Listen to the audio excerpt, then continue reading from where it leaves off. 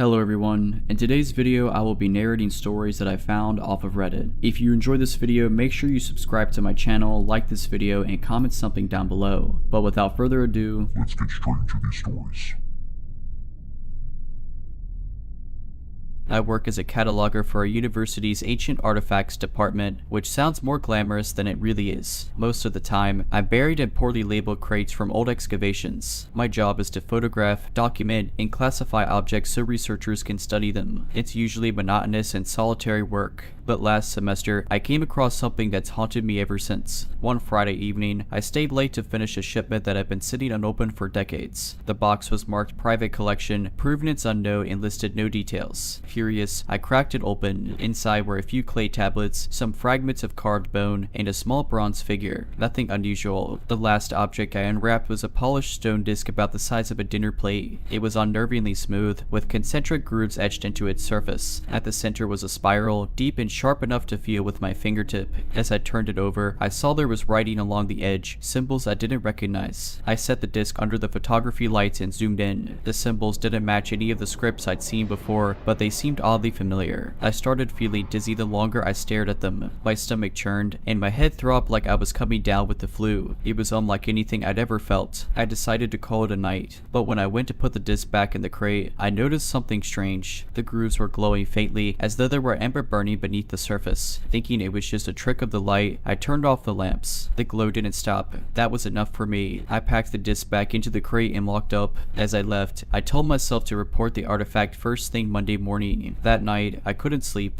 My dreams were filled with swirling shapes and muffled whispers, too faint to understand. When I woke up, my head was pounding and the whispering didn't stop. I could hear it faintly, like static, just on the edge of perception. I was sure I was coming down with something. By Sunday, the whispers were louder, though still indecipherable. Worse, I started catching glimpses of movement in my peripheral vision, shadows that darted away whenever I turned my head. I convinced myself it was just stress and lack of sleep. On Monday morning, I went straight to the lab. I was eager to get rid of that artifact, to pass it off to someone else and be done with it. But when I unlocked the storage room, the crate was gone. I reported it missing to campus security, but they found no signs of a break-in. None of my coworkers had seen it. It was as though the crate had never been there. The whispers persisted for weeks, fading only when I was around other people. The shadows, too, grew bolder, flitting across my walls at night, always just beyond reach. I eventually transferred to another department. Over time, I tried convincing myself it was all in my head. I told myself that the stress of overworking, the isolation of my job, and the eerie nature of the artifacts had combined to mess with my perception. But deep down, I knew it wasn't just stress. Something had followed me, and it was patient. Months passed, and while the shadows grew less frequent, they never completely vanished. The scratching at my door became sporadic. Sometimes weeks would go by without a sound, only for it to return, louder and more deliberate. I began sleeping with headphones in, playing white noise loud enough to drown it out. Then one night, everything changed. I woke to the sound of my phone buzzing on the nightstand. Groggy, I reached for it, squinting at the screen. It was a notification from the university's internal alert system. Unauthorized access detected in the artifact storage lab. Security en route. My stomach dropped. That lab was supposed to be locked tight. After the incident with the missing crate, extra security measures had been put in place. I knew better than to get involved, but something about the message gnawed at me. Against my better judgment, I got dressed and drove to campus. The building was eerily silent when I arrived, lit only by dim emergency lights. As I approached the lab, I noticed the door was slightly ajar, swinging gently as though someone had just passed through. I hesitated, my heart hammering in my chest, but curiosity got the better of me. Inside, the lab was a mess. Shelves were overturned, papers scattered everywhere. At the center of the chaos was the missing crate, or what was left of it. The wood was splintered, as though something had burst out from inside. The stone disc lay on the floor, its grooves glowing faintly once again. I froze, unsure whether to move forward or run.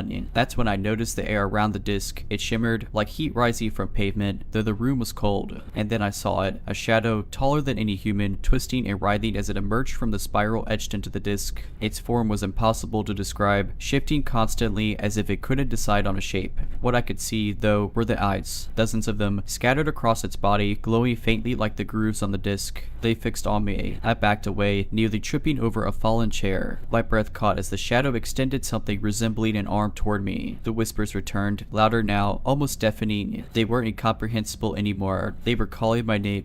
I don't remember running, but I must have, because I found myself outside in the parking lot, gasping for air. Security arrived moments later, but I didn't stick around to explain. I drove home and packed a bag, leaving town that same night. I quit my job at the university and moved halfway across the country. It's been a year now, and I haven't heard the whispers or seen the shadows since. But sometimes, late at night, I feel like I'm being watched. The feeling of being watched never truly left. Even after moving, even after trying to rebuild a normal life, there were moments when I felt the weight of unseen eyes on me. Sometimes it was in my own home, a fleeting sensation of something just beyond the edge of perception. Other times it was in public, as if I were a faint signal being tracked, no matter where I went. That happened again a few weeks ago. I had just settled into a new city, a smaller place where I could blend in, surrounded by people but anonymous. I'd gone to a local bookstore, hoping to lose myself in the comforting smell of old paper and the quiet hum of life. As I browsed the shelves, a voice called my name. It wasn't loud, and it wasn't out of place. The casual, almost friendly hey, as if someone familiar had just spotted me. I turned, my heart racing, expecting to see someone I knew. But no one was there. The aisle was empty. I shook it off, forcing myself to believe it was a coincidence. Maybe someone else at the store had the same name. I paid for my books and left quickly, scanning every shadow on my way to the car. That night, I had a nightmare. In the dream, I was back in the lab, standing over the broken crate. The disc was glowing brighter now, its grooves swirling faster, almost alive. The shadow emerged again, more defined this time, its shifting form coalescing into something humanoid but still wrong. Its eyes, those countless, glowing eyes, locked onto mine. "You can't run," it said. The voice wasn't like the whispers I'd heard before. It was deep, layered, and reverberated in my chest like an earthquake. "You opened the way." I woke up gasping, drenched in sweat. For a moment, I thought I could still hear it breathing in the room, but it was only the sound of the wind against my window. Or at least, that's what I told myself. The next day, things escalated. I'd taken to avoiding mirrors since all of this began. They always made me uneasy, as if the reflection wasn't quite right. But that morning, I accidentally glanced at myself in the bathroom mirror, and I froze. My reflection was smiley. I wasn't. My mouth was frozen in shock, but the image staring back at me was grinning, wide and unnatural, like it knew something I didn't. My hands trembled as I backed away, but the reflection didn't move. It just stood there, grinning. I don't know how long I stood there, staring, before I grabbed a towel and threw it over the mirror. I haven't uncovered it since. Now, I don't sleep much. I've started noticing patterns, things out of place in my apartment, objects I know I didn't move. A chair slightly angled toward the bed, a book left open to pages I didn't read, and the whispers. They're back. Louder now. Closer. I've been trying to research what I might have released, but every avenue leads to dead ends or descriptions that chill me to my core. Whatever this thing is, it's ancient and it's patient. It knows I'm afraid, and I think it enjoys that. 2 nights ago, I woke up to the sound of my front door unlocking. I live alone, and the door has 3 deadbolts. I locked them all before going to bed, but as I lay there, frozen in my bed, I heard each bolt slide back, one by one. I didn't move. I didn't breathe. I just lay there, waiting. The door didn't open. There were no footsteps, no intruder, just silence. When I finally gathered the courage to check, the door was closed, the bolts were locked, and no one was there. But on the floor, just inside the door, was a small object wrapped in cloth. It was the disc. I haven't touched it. I don't know how it found me, but it's here, waiting. Whatever came with it, I know it's not far behind. If you're reading this, and you ever come across something ancient, something unmarked or unexplained, don't touch it. Don't try to study it. Just leave it alone. I was in college, and one of my favorite things to do to distress was go to old, small theaters around the city. There was this particular one that played classic films once a month. It had a single screen, red velvet seats, and these faded gold embellishments along the walls. The building was ancient but charming, and I always found it comforting until one night in November. The film showing that night was Casablanca. It wasn't too crowded, which I liked. I bought my ticket, grabbed some popcorn, and found a seat in the middle row. When I settled in, I noticed someone sit 2 seats away from me, a man in a gray coat and dark scarf. He was unremarkable but polite, nodding slightly when I glanced his way. The movie started, and I was immediately absorbed, but about 30 minutes in, I noticed something odd. Every time there was a quiet moment in the film, I thought I heard whispering. It was faint, just barely audible, but enough to be distracting. At first, I assumed it was the man in the gray coat, maybe talking to himself or on his phone, but when I turned to look, he wasn't there anymore. His set was empty. I figured he must have gone to the restroom, so I refocused on the movie. The whispering didn't stop. In fact, it grew louder. I tried to ignore it, but my heart was pounding. It wasn't just random muttering, it was rhythmic, almost like a chant. And then came this weird, subtle pressure, like the air in the theater was heavier. I turned to look behind me. Nothing. No one was in the road directly behind mine. I looked back at the seat where the man had been sitting, still empty, but something about it seemed off. The way the light from the screen hit it made the fabric look darker than the others, like it had absorbed shadows that refused to let go. And then the seat creaked. My stomach flipped. No one was there. I don't know what possessed me, but I reached over and pressed my hand onto the seat's armrest. It was cold.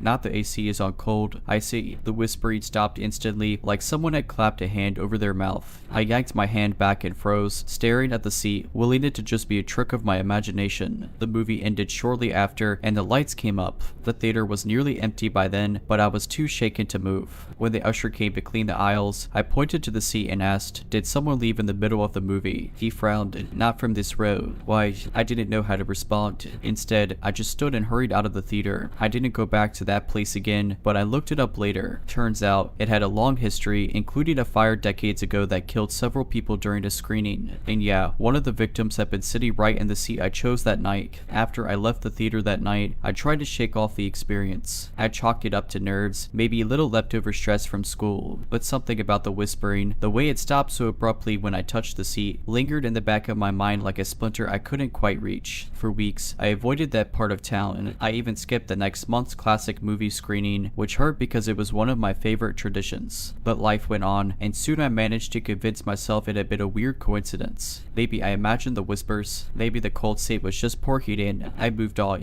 until the postcards started showing up. It began innocuously enough. One afternoon, I found a plain white postcard in my campus mailbox. There was no return address, no stamp, just my name written on the front in neat, blocky handwriting. I turned it over. The only thing written on the back was a single word, "Remember." It gave me chills, but I figured it was a prank. College kids were weird, right? Maybe someone had overheard me talking about the theater incident and decided to mess with me. I shrugged it off, but then a week later, another card came. This time, the handwriting was different, still blocky, but shakier, like the person was in a rush or unsteady. The word on the back said, "Stay." I told myself it was probably still a joke, but I couldn't help feeling uneasy. Who was leaving this? And why? I started locking my dorm room door religiously, even during the day. I told a few friends about it, and they laughed it off, telling me I was probably being paranoid. But the third card was the worst. I found it wedged in the crack of my dorm room door late one evening. This time, it wasn't just a single word, it was a sentence. The handwriting was different again, jagged and frantic, like whoever wrote it was pressing down too hard with the pen. It said, "You shouldn't have touched it." I dropped the card like it was burning my hand. My stomach sank. I had never told anyone about touching the seat. Not my friends, not even the usher I talked to that night. I hadn't told a soul. I didn't sleep that night. I kept my desk lamp on and sat up in bed, staring at my door, clutching my phone. Around 2 a.m., I swore I heard fate whispering again. Not in my room, but somewhere outside, maybe down the hall. It was the same rhythmic murmur I'd heard in the theater. I wanted to cry, but I was too terrified to move. The postcard stopped after that night. No more words, no more whispers. I never figured out who sent them, and honestly, I didn't want to. I graduated a few years later and moved far away. But sometimes, when I'm alone in a quiet room, I still hear that faint, rhythmic whispering, just barely audible over the hum of life. I don't know what I touched in that theater, or what followed me after, but one thing's for sure, wherever it came from, it hasn't completely let go. Years passed, and life carried on. I moved to a new city, started a steady job, and built a routine. The memory of that theater incident dulled with time, like a bad dream you could almost convince yourself didn't happen. I never saw another postcard, and the whispering became so rare and faint that I could almost dismiss it as my imagination. Almost. But then, about a month ago, I got a package. It was a nondescript brown box, left at my apartment door with no return address. The sight of it immediately set me on edge. Something about its weight in my hands felt wrong. I debated throwing it out unopened, but my curiosity got the better of me. Inside was a single item, an old, scratched movie ticket. It wasn't from the theater I'd visited all those years ago, but it was similar enough to make my chest tighten. The date on the ticket was from 1943, the year of the fire I'd read about. The title of the film was illegible, smudged into oblivion, but I recognized the name of the theater. And that wasn't the worst part. The seat number printed on the ticket was the same one I had sat in, row F, seat 13. My hand shook as I stared at the ticket. Why was this being sent to me now? After all these years, why couldn't this thing, whatever it was, leave me alone? I shoved the box and its contents into a closet, slammed the door, and tried to forget about it, but ignoring it didn't work.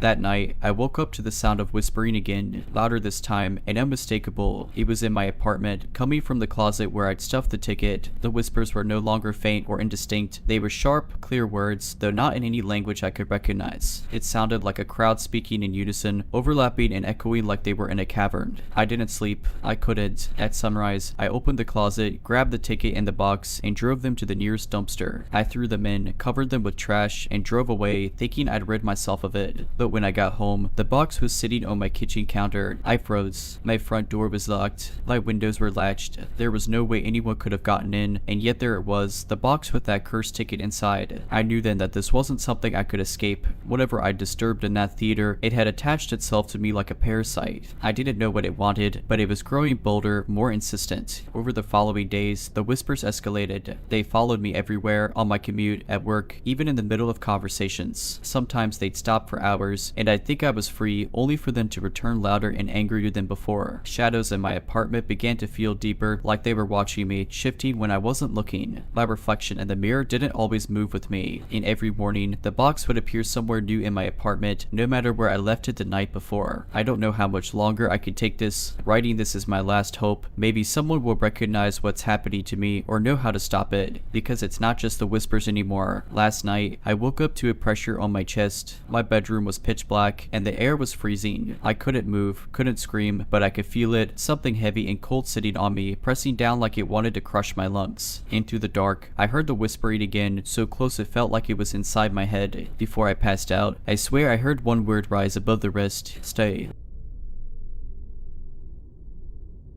Last summer, my friends and I attended a small music festival in a sleepy mountain town. The event sprawled across the town square, with food trucks, artisan booths, and two main stages set against a backdrop of towering pines. It was a warm, golden evening, and the atmosphere was relaxed, kids chasing bubbles, couples swaying to the music, and groups like I was lounging on picnic blankets. About halfway through the evening, as the sun dipped below the mountains, I decided to wander off on my own. The crowd had thickened, and I wanted to explore the smaller vendors tucked into the side streets. One booth caught my eye. It wasn't flashy like the others, just a simple wooden table with a few small sculptures displayed. The vendor, a man in his late 50s, stood silently behind it. He wasn't interacting with anyone, just watching the festival with an expression that felt out of place, detached. I walked up to get a closer look at the sculptures, which were strange but captivating. They were small figures, maybe 6 inches tall, carved from wood. Each was posed in a way that felt unsettling. One was crouched as if hiding, another reaching upward like it was trapped in an invisible box. There was one figure in particular that caught my attention, a woman sitting on the ground, her head buried in her knees. "Do you make this?" I asked, trying to break the silence. The man looked at me for the first time. His eyes were sharp, like he was studying me. After a pause, he nodded. "They're beautiful," I said, though beautiful wasn't the right word. "They were haunting." "Take one," he said, his voice flat. "Though I don't have cash," I replied quickly. "Take it," he repeated, this time pushing the sitting woman's sculpture toward me. His hand was steady, but I noticed a faint tremble in his fingers. I didn't know what to say. Part of me wanted to refuse, but something in his tone made me uneasy. I thanked him awkwardly and walked away with the sculpture tucked under my arm. The rest of the evening passed without incident, but when I got back to the Arab later that night, I finally had time to examine the sculpture more closely. It was intricately detailed, more than I'd realized. The folds in the woman's dress, the strands of her hair, the tension in her hands as they gripped her knees. It was remarkable, but it also gave me the creeps. I decided to leave it on the table in the living room. That night, I woke up to a soft sound, like someone shuffling through the house. My first thought was that one of my friends had gotten up, but when I listened more closely, I realized the sound wasn't coming from the hallway or the kitchen. It was coming from the living room. I got out of bed, heart pounding, and tiptoed down the hall. The shuffling stopped as soon as I reached the living room doorway. The light from a nearby street lamp cast long shadows across the room, and everything seemed normal except the sculpture. It was no longer on the table where I'd left it. It was on the floor, tipped onto its side. I stared at it, trying to rationalize what I was seeing. Maybe one of my friends had moved it, but when I checked, they were all still asleep.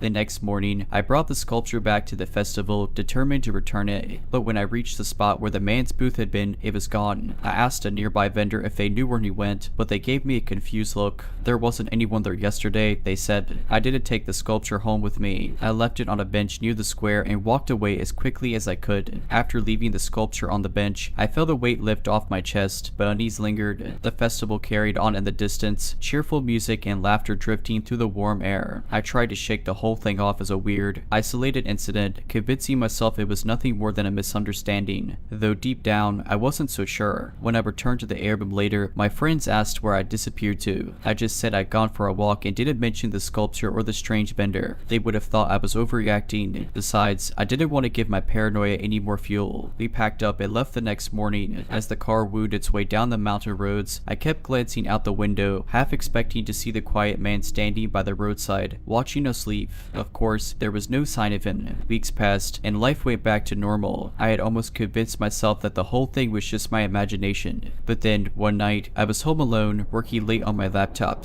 I had the TV on in the background, and my cat was curled up on the couch beside me. It was around 11 p.m. when I heard it, the faint sound of shuffling. My heart dropped. It was the same sound I'd heard in the air, but the soft, deliberate movement of something or someone. I froze, trying to pinpoint where it was coming from. At first, I thought it might be my cat, but when I turned to look at her, she was staring intently at the doorway, ears flat against her head. The sound came again, louder this time. It was coming from the hallway. I grabbed my phone and stood up slowly, my entire body on high alert. Hello, I called out, my voice shaky. There was no answer, just the oppressive silence of my empty house. Summoning all my courage, I crept toward the hallway, every step making my heart pound harder. When I reached the doorway, I flicked on the light and looked around. Nothing. I checked every room, every closet, even under the bed. The house was empty. Still, I couldn't shake the feeling that I wasn't alone. Later that night, as I was trying to fall asleep, my phone buzzed on the nightstand. I grabbed it, expecting a late night text from a friend, but when I looked at the screen, my blood ran cold. It was a photo. The image showed my living room, taken from the perspective of someone standing in the hallway. In the center of the photo, on the coffee table where I left it weeks ago, was the sculpture, the city woman, her head buried in her knees. I stared at the photo in disbelief, my mind racing. I knew I had left the sculpture at the festival. There was no way it could have found its way back to me. Before I could think too much, another text came through. This one was a message, just 3 words, "She's not yours." That night, I didn't sleep. I packed a bag, grabbed my keys, and drove to a friend's house, not stopping until I was safely inside. When I tried to show them the photo the next morning, it was gone from my phone as if it had never existed. The following weeks were some of the most unsettling of my life. Though I was staying with my friend, trying to feel safe again, strange things started to happen. It began subtly. Doors that I was sure I'd locked were slightly ajar when I returned.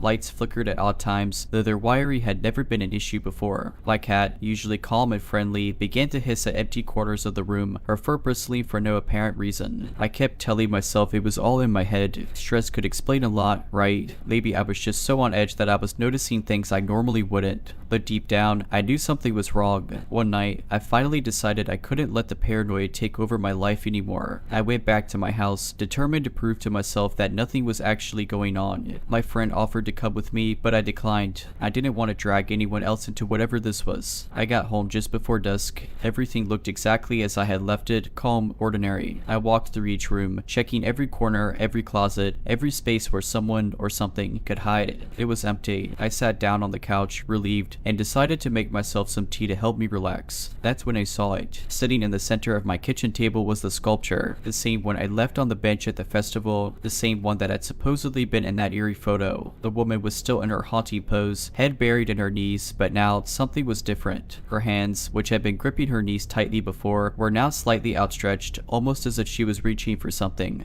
or someone. My breath caught in my throat, and I backed away from the table. My mind raced. There was no way it could have been here. I had left it behind. I had seen it gone. In a moment of sheer panic, I grabbed the sculpture and threw it into a garbage bag. I tied the bag tightly, drove to the edge of town, and dumped it in a random dumpster behind a strip mall. I drove back home with shaking hands, convincing myself it was over. Whatever had been happening was connected to that sculpture, and now it was finally gone. But it wasn't. That night, I woke up to the sound of whispering. It wasn't loud, more like a soft murmur just on the edge of my hearing. I bolted upright, my heart pounding, and scanned the room. I didn't see anything at first. Then I noticed the faintest movement near the foot of my bed. The sculpture was there, but this time it was different. The figure had shifted. She wasn't sitting anymore. She was standing, her head still bowed but her arms now fully outstretched, as if she were reaching for me. I screamed, grabbed my phone, and bolted out of the house. I didn't stop running until I was back in my car, locking the doors and fumbling to call my friend. When they picked up, I was in tears, trying to explain what was happening. They told me to stay put, and they'd come get me. I waited in that car for what felt like hours, my eyes glued to the rearview mirror, half expecting to see something or someone approaching. When my friend finally arrived, I jumped out and collapsed into their arms, too shaken to speak. The next day, we went back to the house together. The sculpture was gone, but deep down, I knew it wasn't over.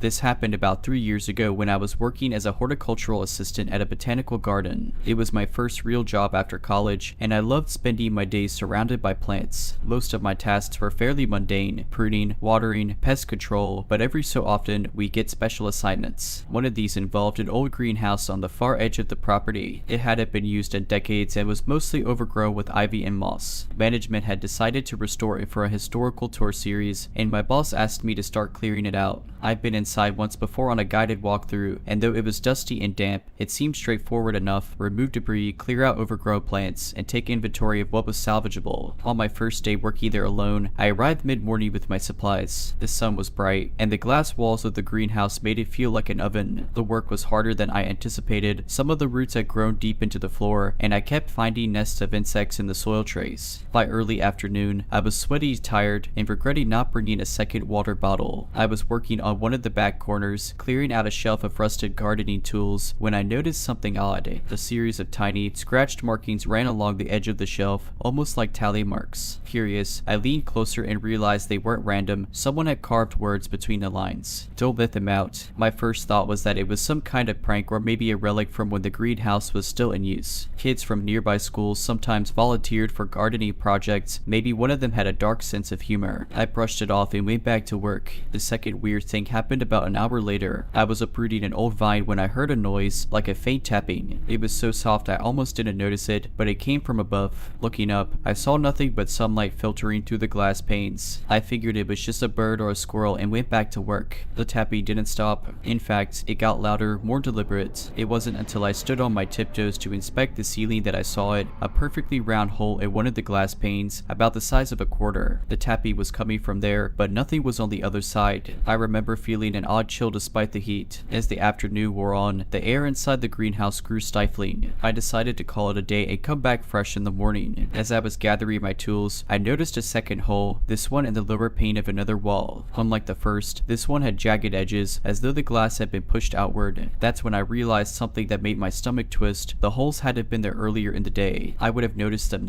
I decided to leave, but as I was locking up the greenhouse door, I felt a sudden pressure in my chest, like I was being watched. The hair on the back of my neck stood up. I turned around, scanning the interior, and that's when I saw it, a faint outline of a figure on the far side of the greenhouse, obscured by the overgrowth. It didn't move, didn't react, just stood there. I didn't stick around to find out what it was. I bolted back to the main garden and reported everything to my boss, who promised to check it out the next day. When he came back, he said he didn't find anything, no figure, no new holes in the glass. He joked that I'd been working too hard and probably imagined it, but I knew what I saw. I refused to go back to that greenhouse, and thankfully I wasn't asked to. The restoration project was quietly cancelled a few weeks later. No explanation was given, but I heard whispers among the staff that a contractor had found something strange while surveying the foundation, something buried beneath the greenhouse that they wouldn't elaborate on. A few months after I quit working at the botanical garden, I bumped into one of my old coworkers, Sarah, at a coffee shop. We got to talking about the place, reminiscing about the plants, the staff, and some of the odd stories that circulated over the years. When the greenhouse came up, her face immediately darkened. "You heard about the incident, right?" she asked.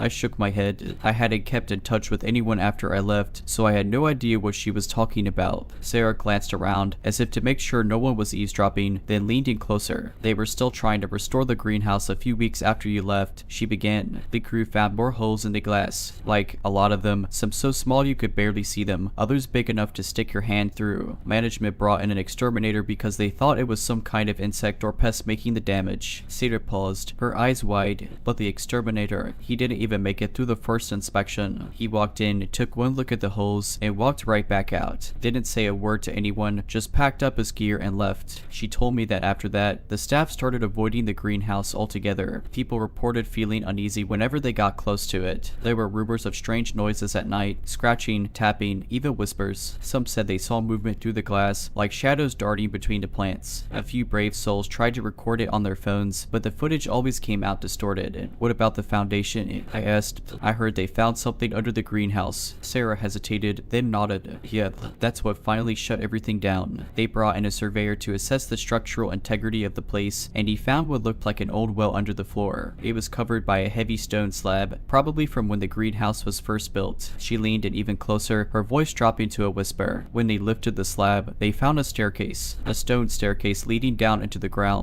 I felt a cold shiver run through me. Did they go down? Sarah nodded again, but her expression was grim. They sent someone, a specialist, I guess. He didn't come back up. What? I whispered, my voice barely audible. They sent a second guy down after him. She continued, her hands trembling slightly around her coffee cup. He was only down there for a few minutes before he came running back up. Wouldn't say what he saw, just kept muttering, seal it up, seal it up. They poured concrete over the whole thing the next day and shut the greenhouse for good. I sat there, stunned, my mind racing. I thought about the figure I'd seen that day, the holes in the glass, the strange markings on the shelf. Suddenly, everything felt connected in a way I couldn't quite understand, but didn't want to. What do you think was down there? I asked, though I wasn't sure I wanted to know. Sarah just shook her head. I don't know, and I don't want to know, but after everything that's happened, I'm just glad they sealed it off. Despite Sarah's chilling account, I couldn't stop thinking about the greenhouse. The image of the figure in the shadows and the idea of a staircase leading into the ground gnawed at me. I wanted to forget, to dismiss it as a bad memory or a misunderstanding, but I couldn't shake the feeling that something wasn't finished. Months later, curiosity got the better of me. I found myself driving back to the botanical garden on a crisp fall afternoon. I told myself it was just a casual visit, a nostalgic trip to a place I used to love. But deep down, I knew why I was really there. The garden was as beautiful as ever, with its meticulously maintained flower beds and sprawling lawns. Families strolled the paths, and children laughed in the distance. For a moment, I felt silly, like I let my imagination get the best of me. But when I made my way to the far edge of the property, the atmosphere changed. The greenhouse stood there, silent and imposing. It looked the same as before, but there was something different about the air around it, something heavy, oppressive. A chain link fence had been erected around it, with a sign reading "Do not enter hazardous area." The glass panes were grimy, and ivy had started reclaiming the structure, creeping over the roof like nature's attempt to erase it. I shouldn't have gone closer, but I did. My heart pounded as I approached the fence.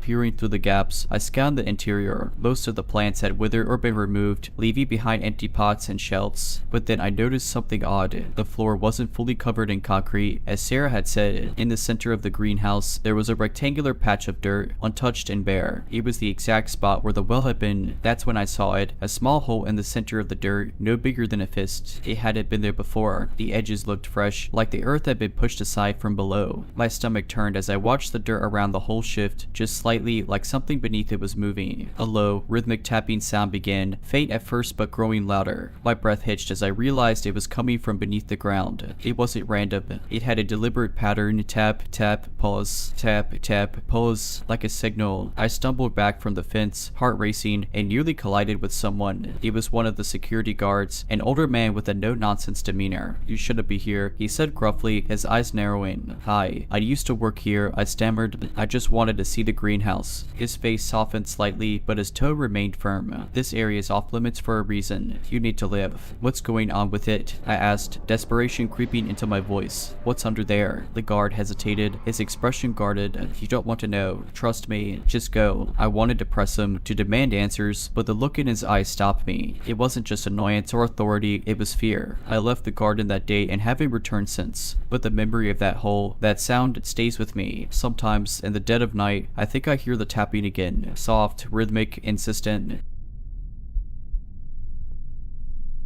This happened when I was in college, back in 2018. I was part of the student tech crew for events, which meant I spent a lot of time setting up equipment in the campus auditorium. It was a large, old space with rows of heavy, red velvet seats and a balcony that always seemed to be covered in a thin layer of dust no matter how often it was cleaned. One evening, we were setting up for a speaker event the following morning. It was around 8 p.m., and most of the campus was already deserted. My friend Josh was up in the control booth testing the lights while I worked on the stage, adjusting a podium mic. The auditorium was dim except for the spotlight shining on the stage. I heard it then, a soft creak from one of the seats. Not unusual, given how old the chairs were, but something about it made me pause. I glanced up and scanned the rows. No one yet. Josh, I called up to the booth. You hear that? Hear what? He replied over the comm system, his voice crackling slightly. Thought I heard one of the chairs move. He laughed. Relax, man, these seats are older than our parents. They grow if you even look at them. I shook it off and went back to work. A few minutes later, there it was again. This time, it was louder, more deliberate. It wasn't just the sound of a chair settling, it was the distinct thunk of the seat flipping down, like someone had sat in it. I turned around sharply, my eyes scanning the auditorium. My skin prickled when I saw it. One of the seats, halfway back in the middle row, was down. Every other seat around it was upright. Josh, I hissed into my mic. There's a chair down. What? He sounded annoyed, probably thinking I was messy with him. I'm serious. Look at the middle row. Someone's sitting there. Josh turned the house lights up, flooding the room with harsh brightness. I blinked against the sudden glare, but when I looked back, the chair was upright again, as if nothing had happened. Dude, there's nothing there, Josh said, now sounding more exasperated than amused. I swear it was down. I muttered, whatever, let's just finish up.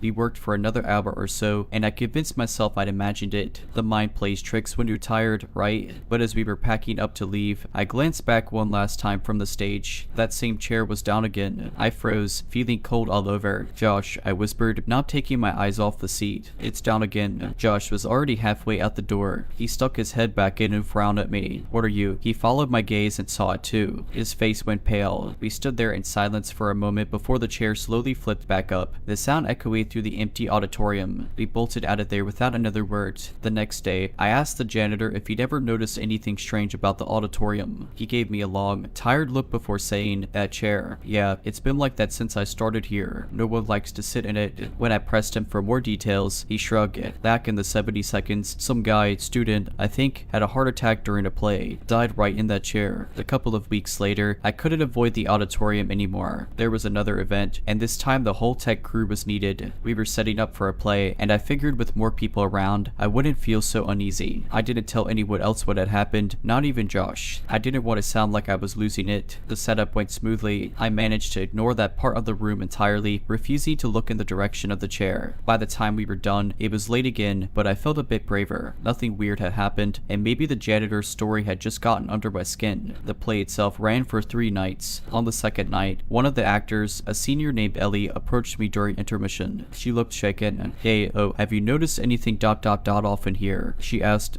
My stomach dropped. What do you mean? Well, she hesitated, glancing over her shoulder like she was afraid someone might overhear. During the first act, I swear I saw someone sitting in the middle row, right in the middle, but when I glanced back, they were gone. I tried to act casual, though my palms were clammy. Maybe it was someone who left to use the bathroom. She shook her head. No, the house lights were down, and they weren't there before the show started. I thought I imagined it, but I don't know. Her voice dropped to a whisper. It felt weird, cold. I could see the hairs on her arms standing up, and I realized I'd been gripping my clipboard so hard my knuckles were white. I didn't tell her about the chair. I just mumbled something about how old buildings can feel creepy and quickly found a reason to walk away. That night, after the play ended and everyone cleared out, I lingered behind with Josh and a couple of other crew members to pack up some of the equipment. I couldn't stop glancing toward the chair, expecting it to move, or flip down, or do something, but it didn't. As we were locking up, Josh stopped suddenly at the exit. Hey, he said, his voice tight. Did any of you guys notice? There was an extra program on that chair tonight. What? I turned to look, but the house lights were already off. All I could see was a vague shape where the rows of chairs were. It was folded, just sitting there. Josh muttered, almost to himself. I thought maybe someone left it, but never mind. Let's get out of here. The next day, I couldn't stop thinking about it. I went back to the auditorium during daylight, determined to prove to myself that it was all in my head. It was bright, quiet, and felt entirely normal. For a moment, I thought I was being ridiculous, and then I saw it. The chair was down, and on the seat was a single, folded program from the play. My heart started racing as I picked it up with trembling fingers. Scrawled on the back in messy handwriting was a single word, stay. After that final encounter, I was done with the auditorium. I swapped shifts with other tech crew members, avoided anything related to the space, and made it a point to never mention the incidents to anyone outside of Josh and Ellie. But as much as I wanted to forget about it, the chair didn't seem ready to let me go. A few weeks later, Ellie texted me late at night. Ellie, hey, did you ever notice anything weird with that chair? I stared at my phone, debating whether to respond. Finally, I typed out a cautious reply. Lee, why do you ask? She sent a picture. It was of the chair, down as always, with a folded folded playbill sitting on it. I felt a wave of nausea. The photo wasn't from the auditorium, it was taken from a study lounge on campus, one of those generic, quiet spaces where students cram during finals. The same chair, or one exactly like it, was now sitting in the corner of the room. Ellie, I swear this wasn't here earlier. No one else is here, and the janitor said he didn't move it. Is this the same chair? My heart raced. It wasn't possible. The auditorium's chairs were bolted to the floor, but the shape, the fabric, the scratches on the armrests, it was identical. I didn't know how to respond, so I didn't. The next morning, I went to the study lounge. The chair was gone. I asked Ellie about it, and she said the janitor claimed he had no idea where it came from or where it went. She brushed it off as a prank, but I could see in her eyes she didn't believe that. The thing is, that wasn't the last time I saw it. Over the next few months, the chair started appearing in random places around campus, the library, a corner of the dining hall, even in the hallway outside one of my classes. No one else seemed to notice anything strange about it, but every time I saw it, my chest tightened and my skin felt ice cold. The worst part, each time I saw it, there was something left on the seat. A pen, a crumpled piece of paper. Once, it was a single coin, all small, insignificant objects, until the last one. I was walking through the student union late one night, heading to grab something from the vending machines, when I saw it. The chair was sitting near the back of the room, almost hidden in the shadows. My heart sank as I realized there was another folded program on the seat. This time, I couldn't ignore it. I walked over, my footsteps echoing in the empty space. The program looked old, the edges yellowed and frayed. With shaking hands, I opened it. Inside was a photograph. It was black and white, grainy, and showed the auditorium as it must have looked decades ago. In the picture, the rows of chairs were full of people, but one figure stood out. In the middle row, directly where the chair would be, sat a man. He was slumped forward, his head turned slightly toward the camera, his expression blank and lifeless. I dropped the photo and backed away, my heart pounding. I couldn't bring myself to pick it up, couldn't even bring myself to stay in the room. I ran out and didn't look back. After that, the chair disappeared. No one mentioned it, and I never saw it again. I graduated and moved far away from campus, hoping that was the end of it.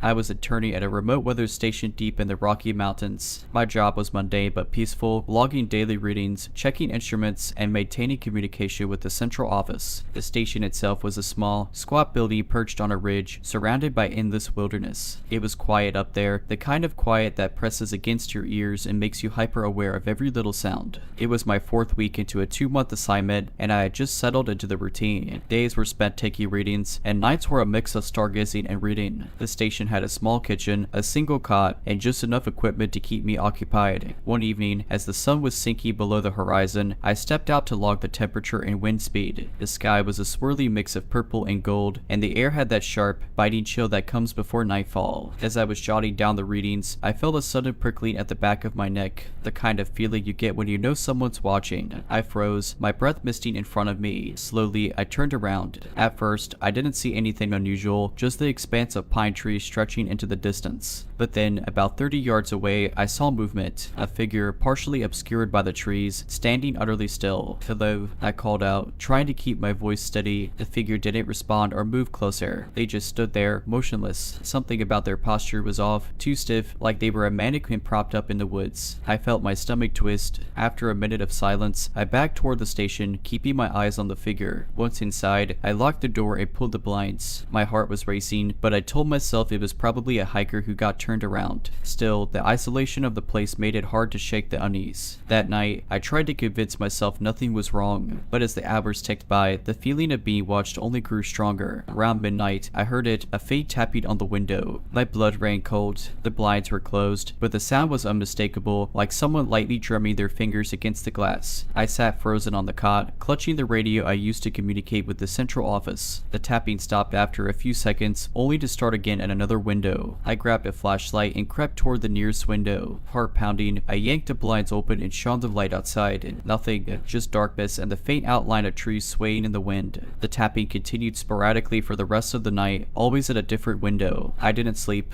By morning, the noises had stopped and everything seemed normal. No footprints, no sign that anyone had been there. The following evening, I was determined to stay inside and keep the doors locked. But around 9 p.m., the power went out. The station plunged into darkness, and my stomach dropped. I grabbed the flashlight and radio, but before I could do anything, I heard a low, guttural sound coming from outside. It wasn't human. It wasn't an animal I could recognize. It sounded rugged. I pressed myself against the wall, gripping the flashlight like a weapon. The noise moved closer, circling the station, and then, just as suddenly as it started, it stopped. The silence was deafening. The power returned a few hours later, but I didn't dare leave the station. I radioed the central office and reported strange activity, but they brushed it off as wildlife or my imagination. I tried to rationalize everything that happened, but it never quite added up. Sure, the mountains are home to wildlife, and power outages aren't unheard of in such remote locations, but that noise, it was something I couldn't explain, and the tapping, animals don't do that, not like that. When my assignment ended, I packed my things and left the station without looking back. The relief I felt as I drove down the windy mountain road was overwhelming, like a physical weight lifting off my chest. I was grateful to be heading back to civilization, but part of me couldn't shake the feeling that I was being watched, like unseen eyes were following me all the way down. Weeks passed, and I began to settle back into normal life. The events at the station started to feel like a bad dream, something my mind had exaggerated in the solitude. But then, about a month after my return, something happened that pulled me right back into that nightmare. I received a package in the mail with no return address. It was a plain cardboard box, sealed with cheap packing tape. Thinking it might be from one of my coworkers at the station, I'd opened it without much thought. Inside, I found a small, weathered notebook and a folded piece of paper. The notebook was old, its pages yellowed and brittle. It was filled with neat, handwritten entries, log notes, much like the ones I'd kept at the station. The entries spanned years, but they weren't mine. The handwriting was unfamiliar. Flipping through the pages, I realized the entries were from someone who had been stationed at the same weather outpost long before me. Most of the notes were standard, weather patterns, instrument readings, but as I got further into the notebook, the tone shifted. The writer started mentioning strange occurrences, figures in the woods, unexplained noises, tapping on the windows. My hand shook as I read the final entries. They were increasingly frantic, the handwriting erratic. The last entry was scrawled across an entire page in large, uneven letters. It's not an animal. It knows I'm here. I can't leave. I unfolded the piece of paper that had come with the notebook. It was a single sentence, printed in bold letters. You should have stayed away. I didn't know what to do. I contacted my former supervisor at the weather station and told him about the package. He sounded confused and a little uneasy, but assured me that no one had been stationed there before me for at least a decade. He suggested it might be some kind of elaborate prank, but his voice lacked conviction. The package left me rattled, but nothing else happened for a long time. I tried to move on, convincing myself that it had to be a joke, some sick game by someone who knew about my assignment. I even considered throwing the notebook away, but couldn't bring myself to do it. Then, about 6 months later, I started hearing tapping on my apartment windows. I live on the 3rd floor. At first, I tried to dismiss it as something explainable, branches scraping against the glass or a bird pecking. Maybe, but the pattern of the tapping was too deliberate. It would happen in bursts, 3 taps, then a pause, then another 3. It was rhythmic, purposeful, and worst of all, it always happened late at night when everything was still and quiet. The first time I heard it, I froze, my heart pounding so hard it felt like it might burst. I was too afraid to look, so I sat there on my bed, staring at the wall, willing the noise to stop. After a few minutes, it did. I convinced myself it was nothing, but deep down, I knew better. The tapping continued sporadically over the next few weeks. Sometimes it would happen 2 nights in a row, other times it would skip a week. I tried peeking out once or twice, but I never saw anything. It was like whatever, or whoever, was doing it knew the exact moment to stop.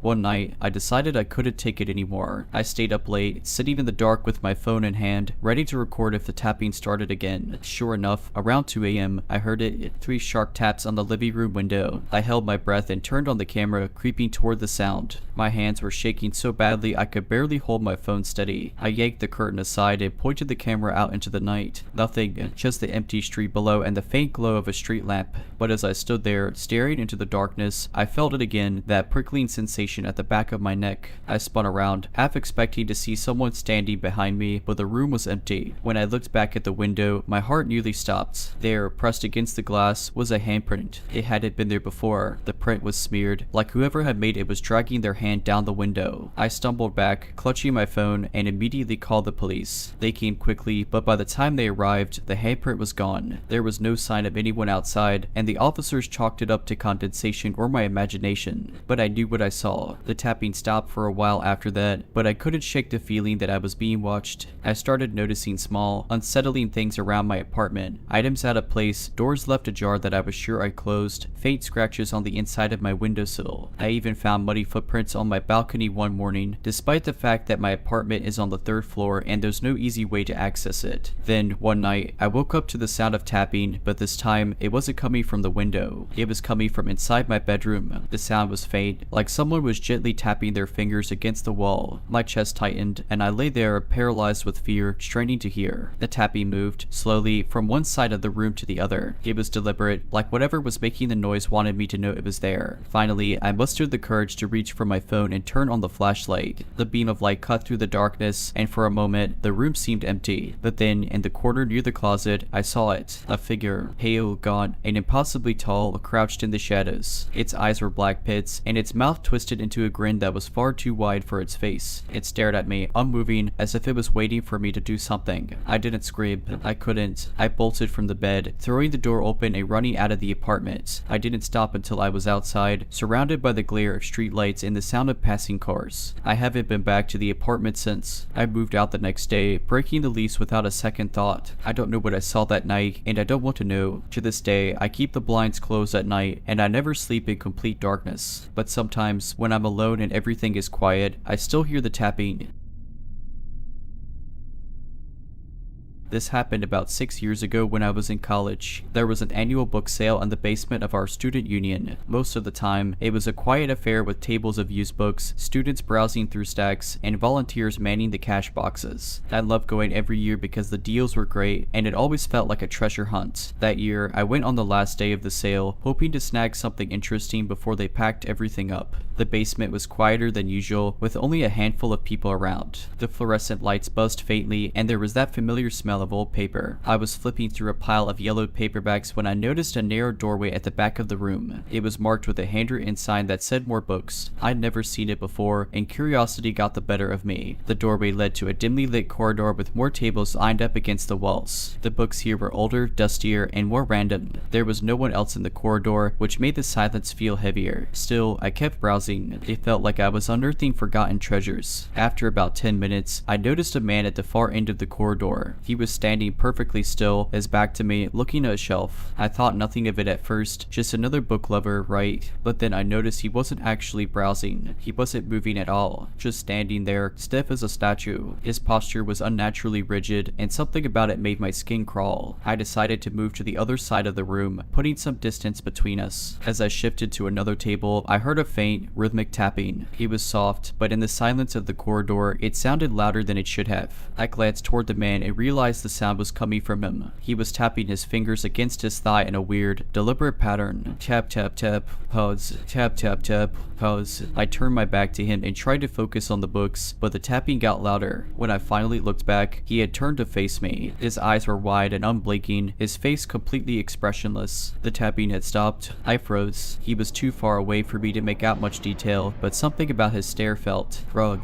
It wasn't like he was looking at me, more like through me. My chest tightened, and I decided it was time to leave. I walked briskly back toward the main room, trying not to look over my shoulder, but as I neared the doorway, I heard quick, shuffling footsteps behind me. Panic surged through me. I didn't turn around. I didn't stop. I just bolted through the doorway and back into the main basement room. When I got there, I glanced back. The man hadn't followed me. He was standing just inside the corridor, half hidden in shadow. His head was tilted slightly to the side, like he was curious about me. The tapping had started again, faint but steady. I backed away toward the exit, keeping my eyes on him the whole time. As I reached the stairs, he took a single step forward, still tapping. That was all I needed. I turned and ran up the stairs 2 at a time, not stopping until I was out in the open air. I wish I could say that was the end of it, but something happened a few weeks later that made me wonder if I'd really escaped that man in the corridor. One night, around 2 a.m., I was in my dorm room working on an essay. My roommate had gone home for the weekend, so I had the place to myself. The building was quiet, the kind of stillness you only notice in the dead of night. My desk was near the window, which overlooked the campus quad, dimly lit by a few scattered lampposts. I was deep into my essay when I noticed movement outside. A figure was standing near one of the lampposts, right in the middle of the quad. At first, I thought it was just someone taking a late night walk or maybe a student heading back from a party. But as I watched, I realized they weren't moving. They were just standing there, staring up at my building. I turned off my desk lamp, hoping to make it harder for them to see me. My heart started to race as I peered through the blinds. Even in the dim light, I could tell it was was a man, and he wasn't just looking at the building, he was looking directly at my window. I tried to convince myself it wasn't the same man from the book sale. I couldn't make out his face, but something about his posture, that stiff and unnatural stillness, felt eerily familiar. I told myself it was a coincidence, that it was late, and I was just letting my imagination run wild. But then, he moved, slowly, deliberately. He raised his hand. I felt a chill run down my spine as I realized he was tapping his fingers against his thigh in the exact same pattern I'd heard in the corridor. Tap, tap, tap,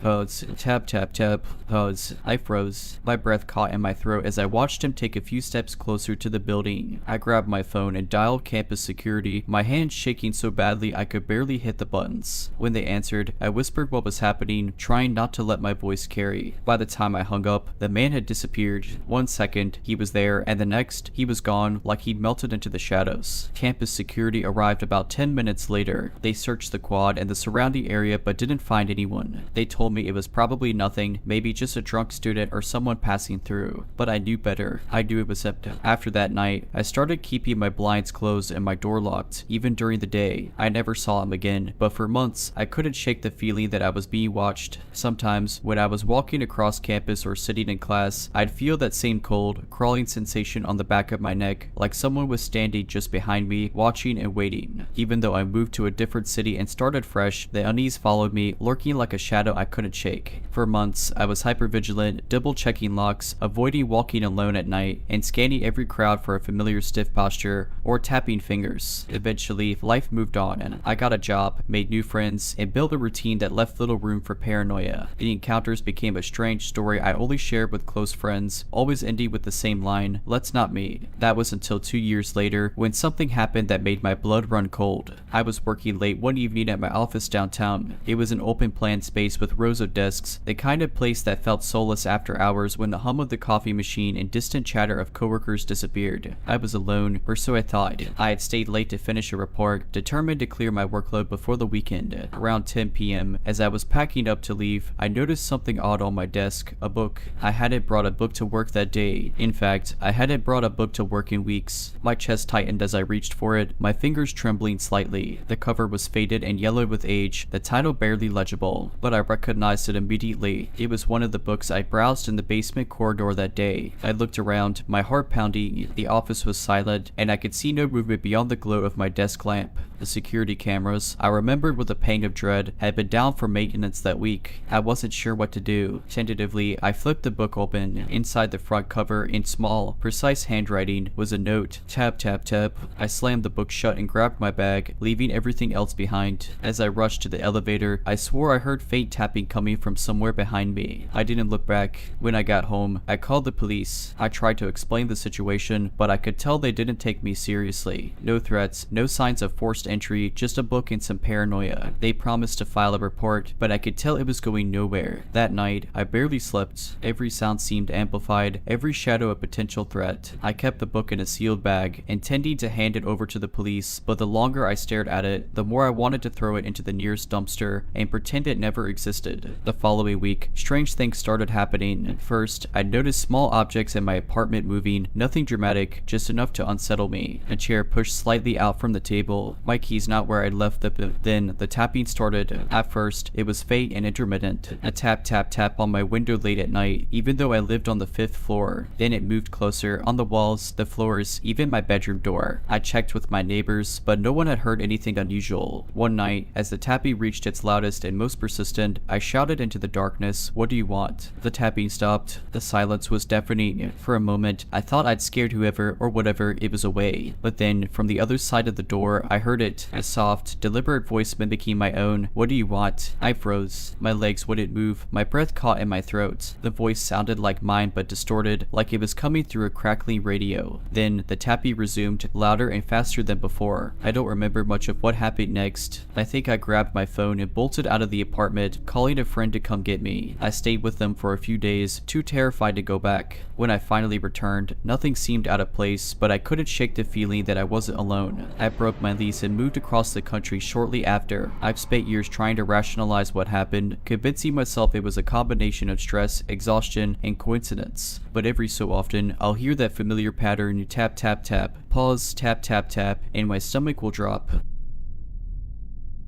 I work as a delivery driver for a small courier company. We specialize in same-day deliveries for businesses and individuals, and our clients are spread across the city. One of my regular runs is to a sprawling hospital complex on the outskirts of town. The hospital's layout is confusing at best, a tangled mess of old and new buildings connected by endless hallways and skybridges. Last month, I was assigned a package labeled urgent, pathology department. It was late afternoon, and the hospital was already winding down for the day. The halls were eerily quiet, a sharp contrast to the usual daytime buzz. I followed the signs to pathology, navigating the maze of beige walls and flickery fluorescent lights. When I finally reached the department, the glass doors were locked and the reception area was dark. A sign on the door read, "After hours deliveries, please use the drop box." I'd used the drop box before. It was down a side corridor, tucked into a little alcove. The alcove itself always gave me the creeps. It was dimly lit, and the drop box was an old metal cabinet that groaned loudly whenever you opened it. As I approached, I noticed something strange.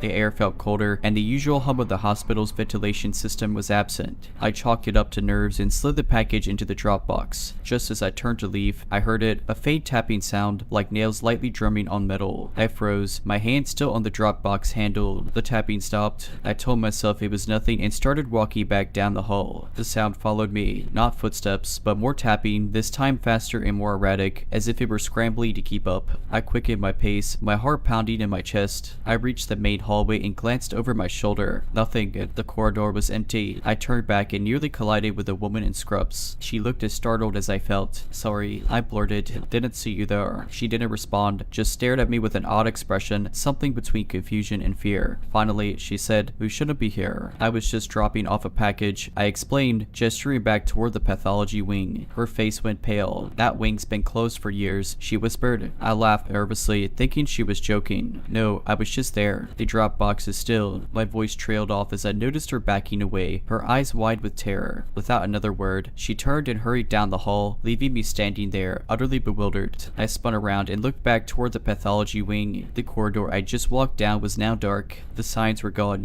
Even the alcove with the drop box was missing, replaced by a blank wall. I didn't wait to find out what was going on. I ran it. When I got back to the delivery van, I sat there shaking for a long time before finally driving away. The next day, I told my boss I wouldn't take any more deliveries to the hospital. I wish I could say that was the end of it, that after my boss reassigned me to other routes, life went back to normal. But whatever I encountered in that hospital wasn't done with me. About a week later, I was back on my usual route, delivering to offices downtown. It was a bright, sunny day, and the warmth was a welcome distraction from the lingering unease that had been gnawing at me since the hospital incident. Around lunchtime, I parked my van outside a tech startup to drop off a stack of legal documents. The building was one of those modern glass monstrosities, all reflective surfaces and sharp angles. As I waited for the receptionist to sign for the delivery, I glanced at the wall-mounted TV scrolling through security camera feeds from around the building. At first, I didn't pay much attention. The cameras showed the usual sights: the lobby, the parking garage, the rooftop terrace. But then one feed caught my eye. It was grainy and slightly distorted, but I recognized the corridor instantly. It was the same hallway from the pathology wing of the hospital, the one that had vanished. My stomach dropped as I stared at the screen. The corridor looked just as it had that night, dimly lit, with the same worn linoleum floors and flickery fluorescent lights. As I watched, a shadow moved across the frame, darting from one side of the hall to the other. "Everything okay?" the receptionist asked, handing me back the signed paperwork. I nodded quickly, trying to play it cool. "Yeah, thanks. Just noticed something weird on her security feed." She followed my gaze to the screen, then frowned. "That one's not ours. Must be a glitch or something. Not yours," I echoed. My voice sounded distant, even to me. She shrugged.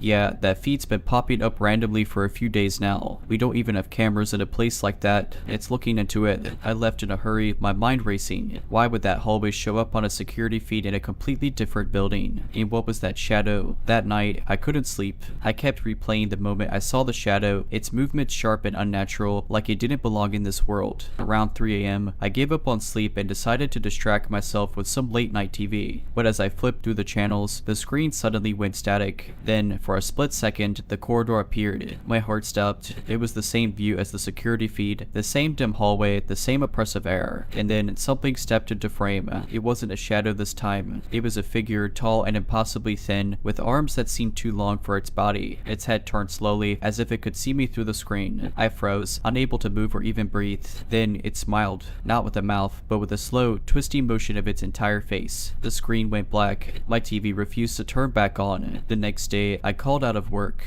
My boss was annoyed, but I didn't care. I spent the day researching, trying to find any explanation for what was happening. I looked up the hospital, the pathology wing, and even the tech company where I'd seen the security feed. What I found left me cold. The pathology wing had indeed been closed years ago after a series of strange incidents. Staff reported hearing disembodied voices, seeing figures out of the corner of their eyes, and feeling like they were being watched. It was eventually shut down after a lab tech went missing, never found, not even a trace. As for the tech company, I found nothing unusual about the building itself, but one article caught my attention. The company had purchased some old security equipment from a liquidated hospital auction. The article didn't specify which hospital, but I had a sickening feeling I already knew. Since then, I've stopped delivery altogether. I'm working a desk job now, far away from hospitals, security cameras, and dimly lit corridors. But I can't shake the feeling that it's not over. Sometimes, late at night, I'll hear tapping, not at my window, but deep within the walls, faint and relentless. I try to ignore it, but every now and then, I catch myself looking over my shoulder, half expecting to see a long-limbed figure grinning back at me. I told myself that quitting the courier job and moving to a desk job would be the end of it, but the strange occurrences didn't stop. In fact, they began to escalate. At first, it was small things, lights flickering in my apartment, electronics behaving strangely, and the persistent feeling that I was being watched. My phone would buzz with notifications, only for me to find no new messages. When I tried to ignore it, the tapping sound returned, always faint, always in the walls. One night, I woke up to my phone vibrating violently on my nightstand. The screen was lit up with a notification, but it wasn't from any app I recognized. It was just a single message, glowing in the darkness. Lisayo. I stared at it, my heart pounding, before the screen abruptly went black. The phone wouldn't turn on again, no matter what I tried. I ended up smashing it out of sheer panic. I couldn't sleep after that. I sat in my living room with every light on, clutching a heavy flashlight for protection, even though I knew it wouldn't help. Around 4 a.m., the tapping started again. This time, it wasn't faint. It was loud, deliberate, and rhythmic, coming from directly behind me. I spun around, my flashlight beam shaking as I aimed it at the wall. Nothing, just drywall and paint. But the tapping continued, moving along the wall as if something was crawling inside it. I backed away, trembling, and tripped over my coffee table. When I hit the floor, the tapping stopped. The silence was suffocating. I lay there, too scared to move, until I heard it again, this time directly above me. A slow, deliberate tapping coming from the ceiling. I bolted. I grabbed my keys and ran out of the apartment, not stopping until I was in my car with the doors locked. I didn't know where to go, but I knew I couldn't stay there. I ended up driving to a 24-hour diner, parking in the back corner of the lot where I could see all the exits. I sat there for hours, watching the darkened streets and jumping at every shadow. Around dawn, as the sky began to lighten, I felt a strange sense of calm. Maybe it was exhaustion, or maybe I was finally starting to believe I'd imagined everything. But then I saw it. Across the parking lot, standing under a flickering streetlight, was the figure, tall, impossibly thin, with arms that stretched too far, its body twisted at unnatural angles. Its face was smooth and featureless, but I knew it was looking at me. It didn't move. It just stood there, its head tilted slightly as if waiting for something. I couldn't breathe. My hand shook as I fumbled for the ignition. The engine roared to life, and I slammed the car into reverse, tearing out of the lot without looking back. I don't remember much of the drive, only that I kept going until I was well outside the city, stopping at a roadside motel where the clerk didn't ask any questions. I've been living here for a week now, jumping at every noise and barely sleeping. My old apartment, I'm not going back.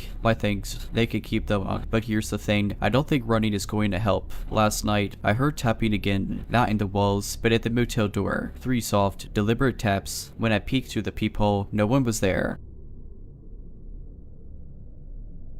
I used to work the closing shift at a small town library. While the library itself isn't relevant here, since you don't want a story about a library, it's worth noting that we closed at 8 p.m. and by the time I finished tidying up and locking the doors, it was usually closer to 8:30. Our parking lot was small and poorly lit, a single street light at the far corner casting just enough light to make the shadows deeper. One chilly October evening, I was the last to leave. My coworkers had gone ahead, leaving me to double check the alarms. I stepped outside, locking the door behind me, and felt the sudden stillness of the empty lot settle around me. The wind stirred dry leaves across the asphalt, and the sound echoed faintly in the surrounding quiet. As I approached my car, parked a little farther out than usual, I noticed something strange. A man was leaning against the trunk of the car next to mine. His head was tilted down as if he were texting, but something about his stillness seemed off. He didn't glance up or move as I approached, which only made me more uneasy. I hesitated for a moment, debating whether to walk back to the building, but the door was locked now, and the lot was empty except for the two of us. My phone was in my purse, and I didn't want to fumble for it, so I decided to walk to my car quickly, get in, and leave as fast as possible. As I reached for my car door, the man spoke. "Do you have a minute?" His voice was calm but too deliberate, like he had practiced saying it. "No, sorry," I said without looking at him, yanking the door open. "You dropped this," he said, and that made me freeze. My first thought was that he had picked up something from the ground, but when I glanced at him, his hand was empty. "No, I didn't," I said firmly, getting into my car. My hand shook as I pulled the door closed, and I reached for the lock button immediately. That's when he moved. He lunged toward my passenger side door, gripping the handle. I screamed, started the car, and floored it out of the lot. In my rearview mirror, I saw him standing there, staring after me. His face was completely blank. No anger, no frustration, just nothing. I called the police from a well-lit gas station a few miles away, shaking so hard I could barely hold the phone. They sent someone to the lot, but by the time they got there, he was gone. Here's the thing that still keeps me up at night. The police found something on the passenger side door handle, a folded piece of paper tucked under the handle so you'd only notice it when you tried to open the door. It was a note, scrawled in large, jagged letters were the words, "You shouldn't have ignored me." After filing the police report, I couldn't shake the feeling that the man in the parking lot wasn't just a random creep. He felt deliberate, like he had been waiting there for me specifically. The officers assured me they'd increase patrols in the area and suggested I vary my routine in case I had been targeted. That thought alone was terrifying. Why would anyone target me? The following days were a blur of anxiety. I started asking coworkers to stay late with me, just so I wouldn't have to walk out to the parking lot alone. The first night I did this, my manager, Lauren, insisted on walking me to my car. As we approached, I felt my chest tighten when I saw something tucked under my windshield wiper, another note. Lauren noticed my hesitation and grabbed it before I could. She opened the paper and read it aloud, her voice trembling. "You made the right choice tonight." But I'm patient. We both froze. The parking lot was empty, but I couldn't shake the feeling that we were being watched. Lauren immediately called the police again, and I stayed at her house that night. I was too scared to sleep, and every small noise outside her window made my skin crawl. Over the next week, I became hyper-vigilant. I changed my parking spot, took different routes home, and even started carrying pepper spray. For a while, there were no more notes, and I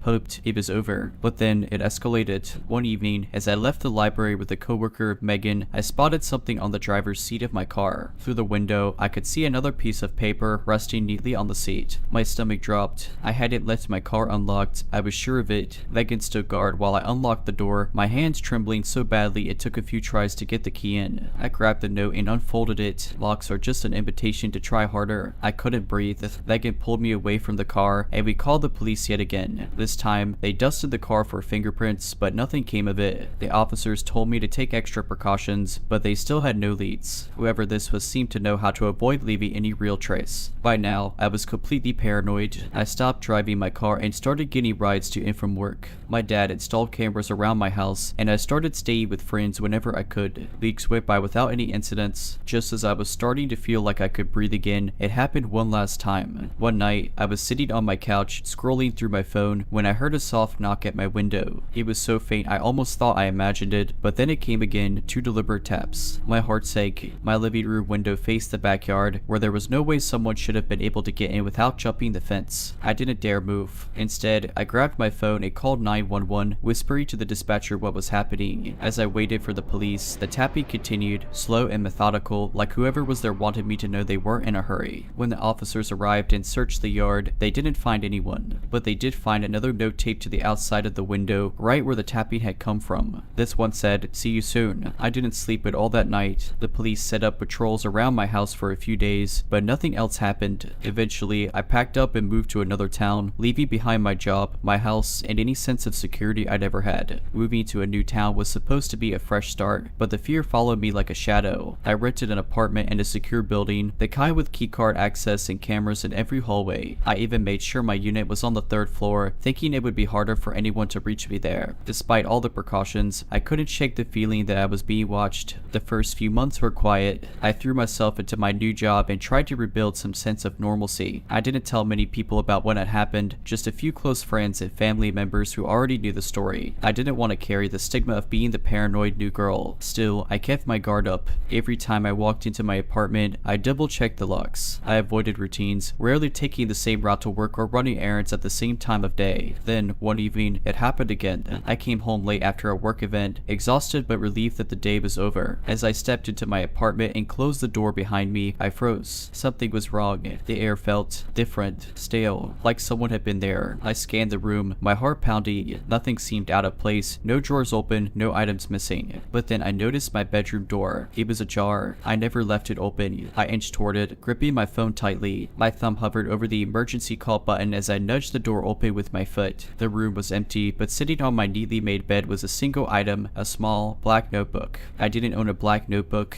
Hands trembling, I picked it up and opened it to the first page. Scrawled in the same jagged handwriting as the notes before was a single sentence. You can run, but you can't hide. I dropped the notebook and bolted out of the apartment, not even bothering to lock the door behind me. I ran down the hallway and straight to the building's security desk, where I demanded to see the footage from the cameras. The guard was kind but hesitant, insisting they needed approval from the property manager. I was frantic, nearly in tears, and finally he relented. We rewound the footage from earlier that evening, watching intently as people came and went. Then we saw it at 7:43 p.m. Just an hour before I got home, a man wearing a black hoodie and a baseball cap entered the building. He kept his head down, avoiding the cameras, but his movements were deliberate. He walked straight to the elevators, swiped something, a stolen keycard, maybe, and rode up to my floor. The footage didn't show him leaving. I felt like I was going to be sick. The guard immediately called the police, and within minutes, officers were swarming the building. They searched every unit, every hallway, every stairwell, but he was gone. It was as if he had vanished into thin air. The police took the notebook as evidence, but they had no solid leads. They advised me to stay somewhere else for a while, so I packed a bag and went to a friend's house. I couldn't sleep that night or the next. Every noise, every shadow felt like a threat. A week later, I received a call from the property manager. They had changed the locks on my unit and upgraded the building's security system. But what they said next chilled me to the bone. When they replaced the locks, they found something wedged inside the doorframe, a tiny wireless camera. It had been pointed directly at my living room. I moved out the next day. To this day, I have no idea who he was, how he found me, or what he wanted. I've changed my name, cut ties with most of my old connections, and moved to a new state. I don't post on social media, I don't go out alone, and I don't let my guard down.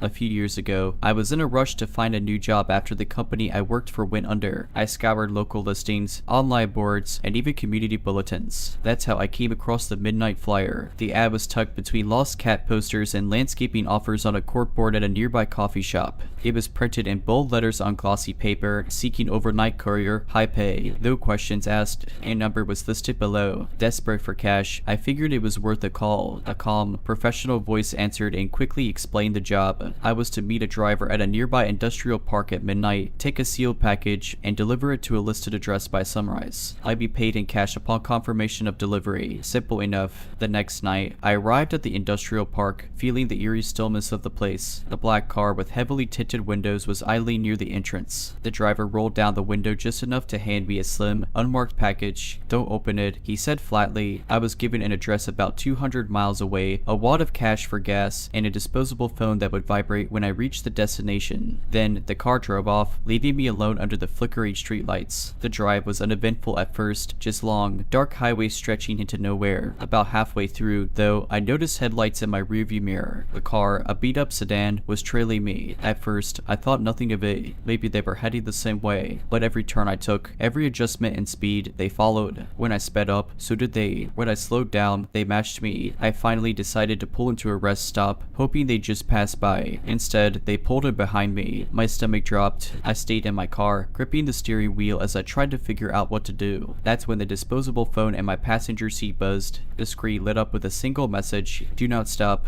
do not engage." Heart pounding, I threw the car into drive and sped out of the lot. The sedan followed, its headlights flashing erratically now. It felt like a nightmare. I didn't know if they wanted the package, my car, or me. After what felt like hours of cat and mouse driving, I finally reached the address, a nondescript warehouse on the outskirts of a small town. The sedan had disappeared somewhere along the way, but my nerves were still on edge. I parked, clutching the package as I approached the door. A man in a black hoodie opened it before I even knocked. He didn't say a word, just took the package and handed me a thick envelope of cash. Then he shut the door. I drove home, shaken but relieved. I didn't take another courier job after that. A week later, I saw a news report about a man found dead in a burned out sedan on a highway near where I'd been followed. The reporter said foul play was suspected. After that night, I did my best to put the whole incident out of my mind. I told myself it was a one-off job, a desperate choice in a desperate time. But deep down, the unanswered questions gnawed at me. Who were those people? What was so important in that package that someone would risk their life or take someone else's to get it? Then, about a month later, it happened again. I was cleaning up my apartment when a knock came at the door. It was strange. I wasn't expecting anyone, and it was late, nearly midnight. When I opened the door, no one was there, but on the doormat sat a black envelope with my name written on it in neat, blocky handwriting. I didn't want to touch it. Just seeing it filled me with dread, but my curiosity got the better of me. Inside was a single piece of paper that read, "We need your help again. Same conditions, same pay." I stared at the note, feeling my stomach churn. There was no phone number, no contact information, just a location and a time. A desolate stretch of road outside the city. Tonight at 1 a.m. it was impossible they'd know where I lived unless they'd been watching me. I debated whether to go or to call the police, but the note had an unspoken threat. If I didn't show up, they might come back. So, like an idiot, I went. The road was pitch black and empty when I arrived. My headlights barely illuminated the surroundings. Tall trees on either side, their branches clawing at the night sky. I parked, rolled down my window, and waited, anxiety clawing at me with every passing second. At exactly 1 a.m., another black car appeared out of nowhere, pulling up alongside mine. The window rolled down just a crack, and a gloved hand extended another package. This time, though, the driver spoke. His voice was low, measured, almost robotic. You know the rules. Same drop-off location. No stops, no questions. I took the package with shaking hands and nodded. As I drove away, I glanced in my rearview mirror, but the car was already gone. The drive was even worse than the first time. I couldn't shake the feeling that someone or something was watching me. Every shadow on the road seemed to move. Every distant pair of headlights felt like they were following me. I couldn't tell if I was being paranoid or if the nightmare from the first job was repeating itself. When I finally reached the warehouse, the same man in the hoodie was waiting. He took the package, handed me an envelope of cash, and disappeared inside without a word. I stood there for a moment, staring at the door, wanting to scream at him for answers. But fear kept me silent. On the drive home, the disposable phone they'd given me vibrated. Another text appeared on the screen. "Thank you. Do not contact us again." That should have been the end of it. But the next morning, my car wouldn't start. When I opened the hood, I found the battery completely drained, wires snipped, and a single black feather tucked into the engine compartment. The feather wasn't from any bird I'd ever seen. It was massive, glossy, and faintly iridescent, like it belonged to something. Unnatural. I didn't keep it. I didn't want it in my house. I haven't heard from them since, but sometimes, when I'm driving alone at night, I catch glimpses of headlights behind me. They're always just far enough away that I can't make out the car, but they're there. Always following, always watching. For a while, life returned to something resembling normal. I avoided late night drives, didn't answer my door after dark, and stayed as far away from isolated areas as possible. I thought that maybe, just maybe, I was in the clear. But last week, something changed. It started small. At first, I thought my paranoia was just getting the better of me. I'd hear footsteps outside my apartment at odd hours or notice my curtains slightly out of place. Once, I found my front door unlocked, though I was certain I had secured it before bed. Nothing was missing, but I felt rugged. Then, 2 nights ago, I came home to find a single black envelope on my kitchen table. I froze. My heart pounded so loudly I could barely think. I hadn't let anyone in, and all my windows were locked. How had it gotten there? This time, the message was different. It ignored the rules. I didn't understand.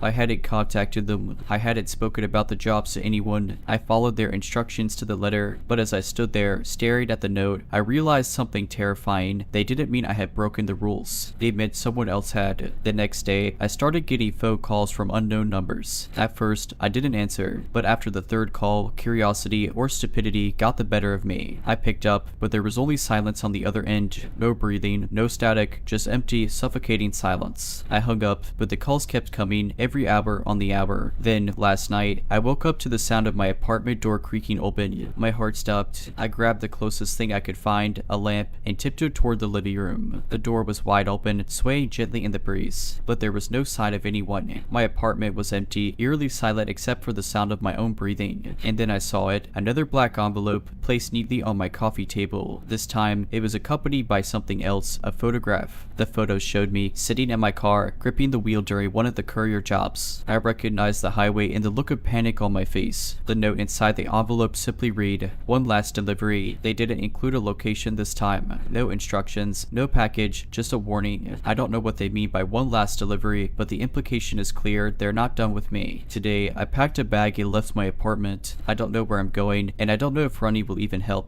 But I can't shake the feeling that wherever I go, they'll find me. They always do. If you're reading this, let my story be a warning. Sometimes, desperation can lead you to doors you should never open. If you ever see a strange ad promising easy money, walk away. Burn the flyer, delete the email, throw out the card, and if you ever hear the words, "No questions asked," don't just walk, run. This happened a few summers ago when I was staying at a small hotel on the outskirts of a beach town. I was traveling alone for some much needed relaxation, and the hotel was perfect, not too expensive, not too crowded, with a small but beautiful courtyard. In the center of that courtyard was an old, in-ground pool. It wasn't anything fancy, just a simple rectangular pool surrounded by some cracked tiles and a few lounge chairs. Oddly enough, I noticed something strange on the first day. The pool was always perfectly clean, its water crystal clear, but I never saw anyone using it. Families with kids stayed at the hotel, but the kids only played in the courtyard or ran down to the beach. Even when the sun was blazing and the ocean was far too rough, no one so much as dipped a toe in the pool. It struck me as strange, but I didn't think too hard about it until the third evening. It was hot, humid, and still, the kind of weather that makes your clothes stick to your skin even in the shade. The beach was packed, and I wanted somewhere quieter. Looking at the empty courtyard, I thought, why not? I hadn't brought a swimsuit, but the idea of cooling off was too tempting to resist. I figured I could wade it up to my knees and enjoy the silence. I slipped on some sandals and made my way down. The pool shimmered under the golden light of the setting sun. It really was pristine, like a postcard. As I stepped onto the tiles, I caught a whiff of chlorine, sharp and clean. Still, there was something off. The air around the pool felt heavier, like it was pressing down on me. I hesitated, chalking it up to the weather, then took another step forward. And then I saw it. At first, I thought my eyes were playing tricks on me. The water rippled faintly, even though there was no wind. Beneath the surface, something moved, a dark shape gliding smoothly, almost lazily. I froze, leaning in for a better look, when the shape stopped directly under my shadow. It was a hand, just a hand, floating palm up as if reaching for the surface. No body, no arm, just a pale, motionless hand. My breath caught in my throat. The pool water was so clear, I could see every detail, the knuckles, the faint wrinkles of the skin, even the slight curve of the fingernails. It didn't look like a severed limb or a prop, it looked alive, and then it began to curl its fingers, beckoning. I stumbled back, my heart racing. The tiles beneath my feet felt slick, and I nearly slipped. For a second, I thought about yelling for someone, but when I looked up, the courtyard was empty. I glanced back at the pool, and the hand was gone. Just like that, the water was calm again, rippling softly in the light breeze. I bolted back to my room and locked the door. I didn't sleep that night, my mind racing with explanations. Was it a trick of the light? My imagination? A swimmer who somehow vanished before I could see the rest of them? I wanted to believe any of those, but deep down, I knew it wasn't normal. The next morning, I decided to leave early. As I was checking out, I worked up the courage to ask the receptionist about the pool. She gave me a strange look, her polite smile faltering. "Oh," she said, looking uncomfortable. "We don't usually talk about it, but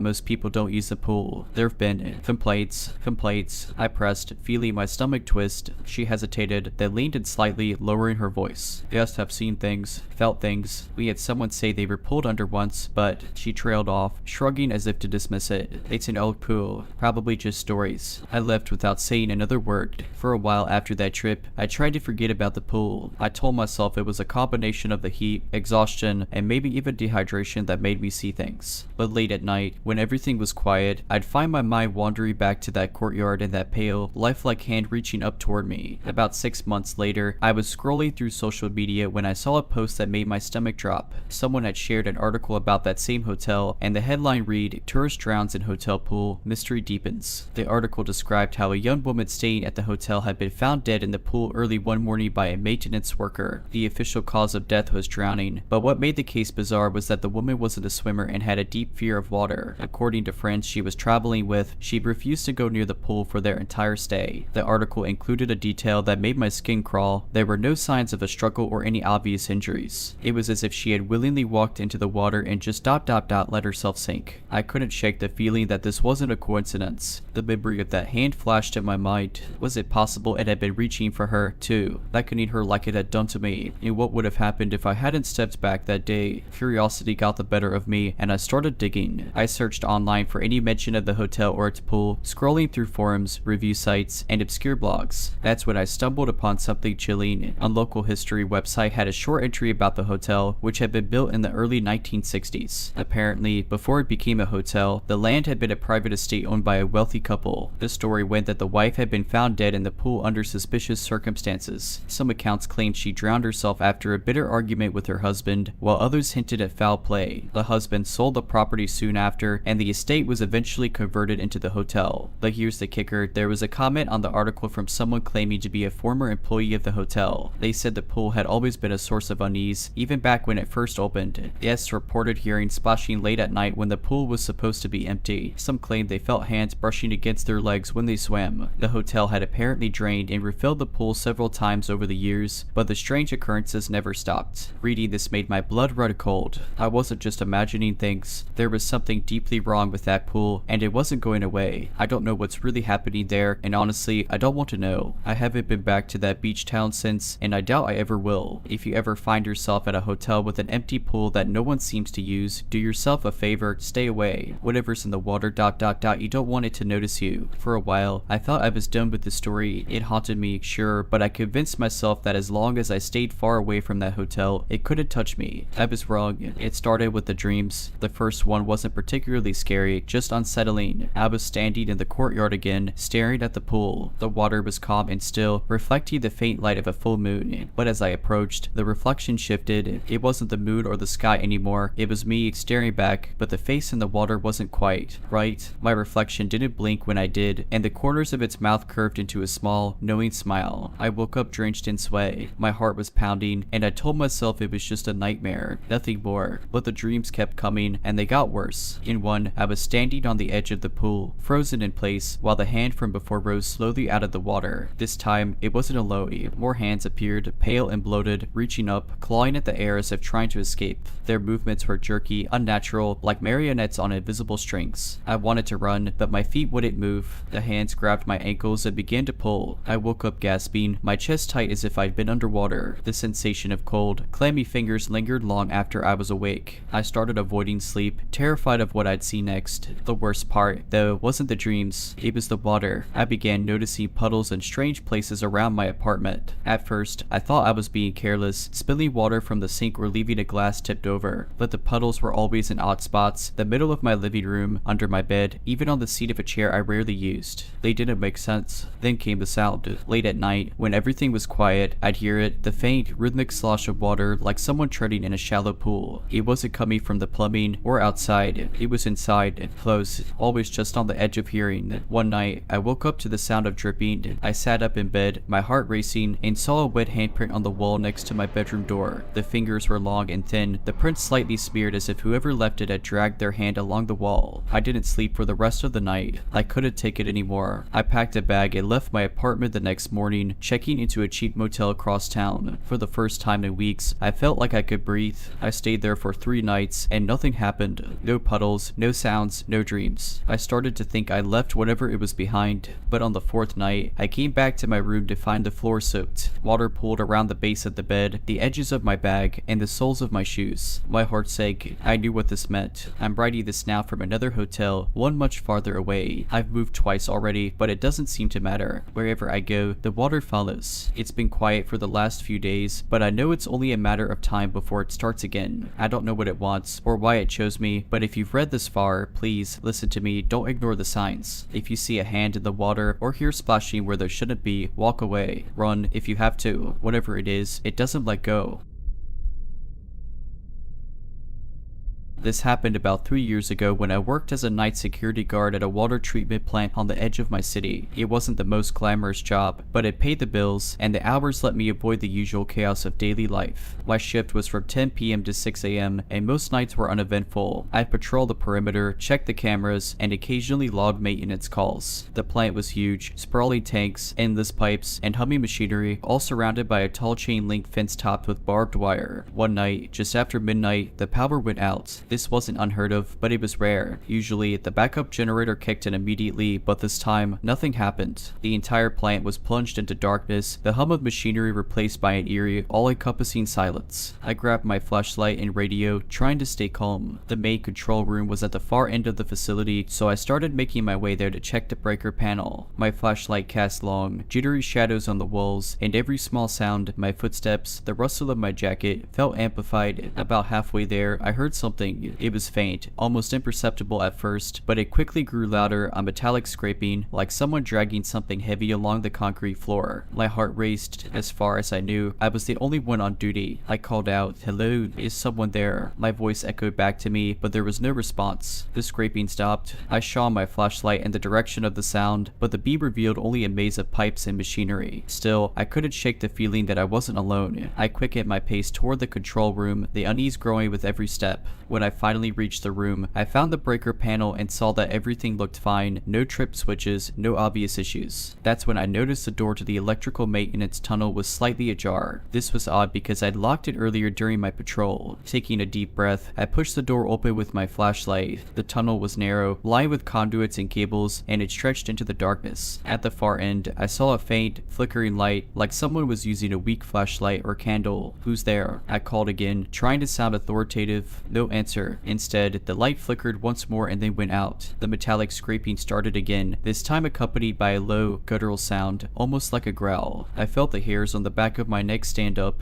I backed away and slammed the door shut, blocking it again. My mind raced. Was it an animal? A person? I didn't want to stick around to find out. I radioed my supervisor to report the situation, but all I got was static. The combs must have gone down with the power. I decided to head back to the security office where I could lock the door and wait for help. As I retraced my steps, I heard the scraping noise again, this time much closer. It sounded like it was following me. I broke into a jog, my flashlight bouncing wildly, casting shadows that seemed to dance and writhe. When I reached the office, I slammed the door shut, locked it, and pressed my back against it, panting. The office had a small emergency battery pack for the security monitors, so I turned it on to check the cameras. Most of them were out, but one near the maintenance tunnel was still working. The screen showed a figure standing at the edge of the tunnel. They were tall, unnaturally so, and their head tilted slightly as if listening. They didn't move. They just stood there, staring directly at the camera. And then the screen went black. I don't remember much after that. When the power finally came back on an hour later, the maintenance crew arrived, followed by my supervisor. I tried to explain what had happened, but they found no evidence of anyone else in the plant. The tunnel was empty, and the camera footage was corrupted. They chalked it up to my imagination and the stress of being alone in the dark. After I quit the job at the water treatment plant, I did my best to move on with my life. I took a new job at a warehouse, working more regular hours, and tried to forget about the eerie night. But some things just don't leave you. About a month later, I started having nightmares. They weren't vivid, just unsettling.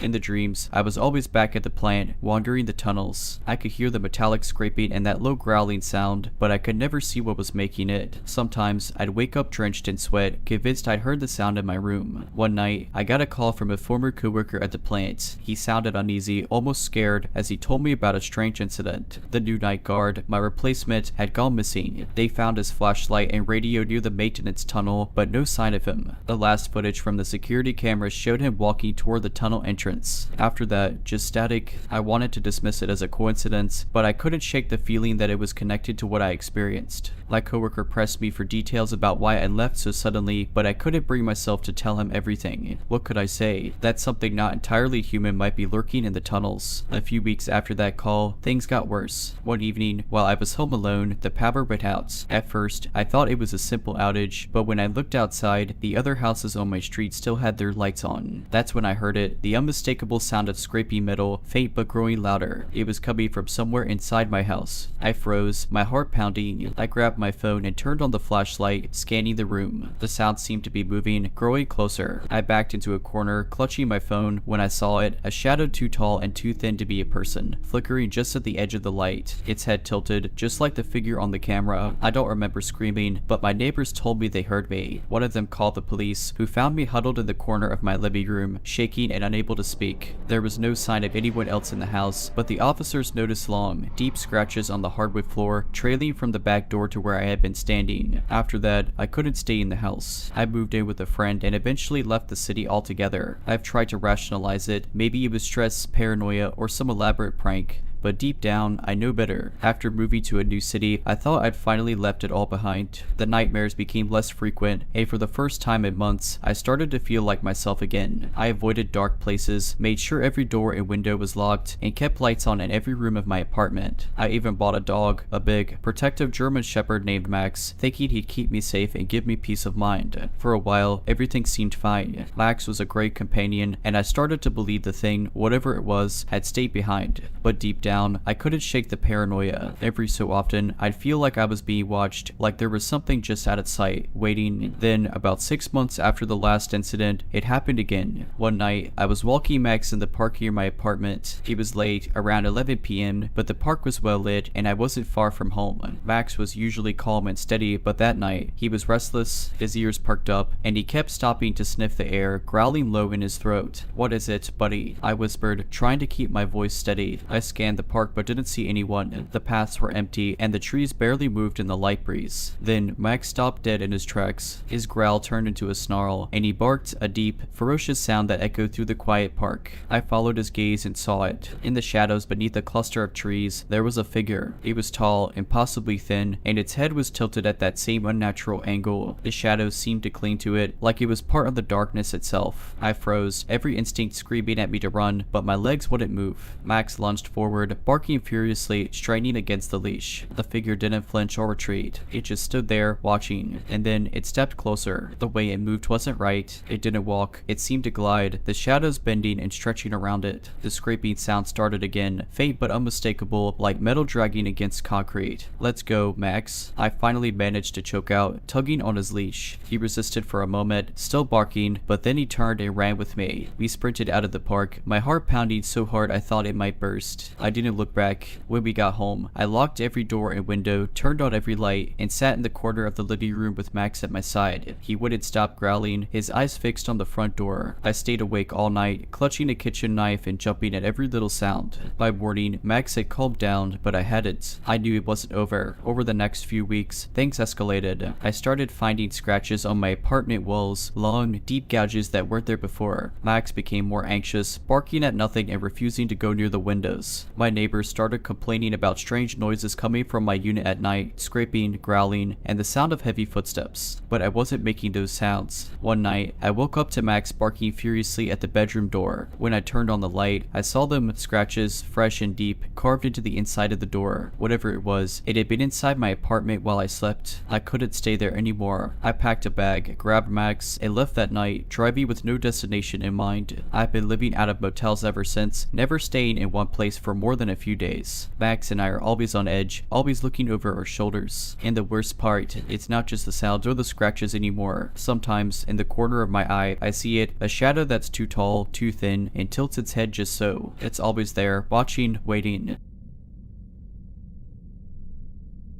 A few summers ago, I worked as a lifeguard at the community pool. It was a great job for a college student, lots of sun, decent pay, and I got to know pretty much everyone in the neighborhood. Most nights, I didn't have to work late since the pool closed at 9 p.m., but one week, I was assigned the closing shift. It wasn't bad, I just had to lock up and make sure everything was clean and secure before leaving. The pool was part of a larger rec center, and during my shift, I was the only one on duty. I remember it was a Tuesday night, and it had been unusually quiet, just a couple of families during the day and no one during the evening hours. By the time 8:45 rolled around, the place was dead silent, save for the hum of the pool filters. I was sitting in the lifeguard chair, scrolling on my phone, when I heard what sounded like a splash. It startled me because I was absolutely certain no one else was there. I stood up and scanned the pool, but the surface was perfectly calm. I figured maybe a leaf had fallen in or something small had shifted in the water. 10 minutes later, I was starting my lockup routine. I grabbed the pool skimmer to clear the water of any debris and walked around to inspect the fences and gates. As I passed the deep end, I felt the oddest sensation, like someone was watching me. I stopped and turned around, expecting to see someone, but again, there was nothing. The air felt heavy, like the kind of pressure you feel before a storm. I chalked it up to my imagination, finished my inspection, and headed to the locker room area to turn off the lights. As I flipped the switches, the reflection from the pool caught my eye. In the dim light, I could swear I saw a ripple, like something or someone was moving under the water. But when I stepped back out, the pool was still and empty. empty. This was when I started to feel genuinely uneasy. I grabbed my bag and made my way to the main gate. I had just slid the padlock into place when I heard it, a loud, unmistakable splash, followed by the sound of something breaking the surface. My stomach dropped. I turned around and froze. There was a figure in the water, floating just beneath the surface, its shape distorted by the ripples. It didn't move like a swimmer, there was no kicking or arm strokes, just this unnatural, slow motion, like he was gliding. I called out, "Hey, the pool is closed.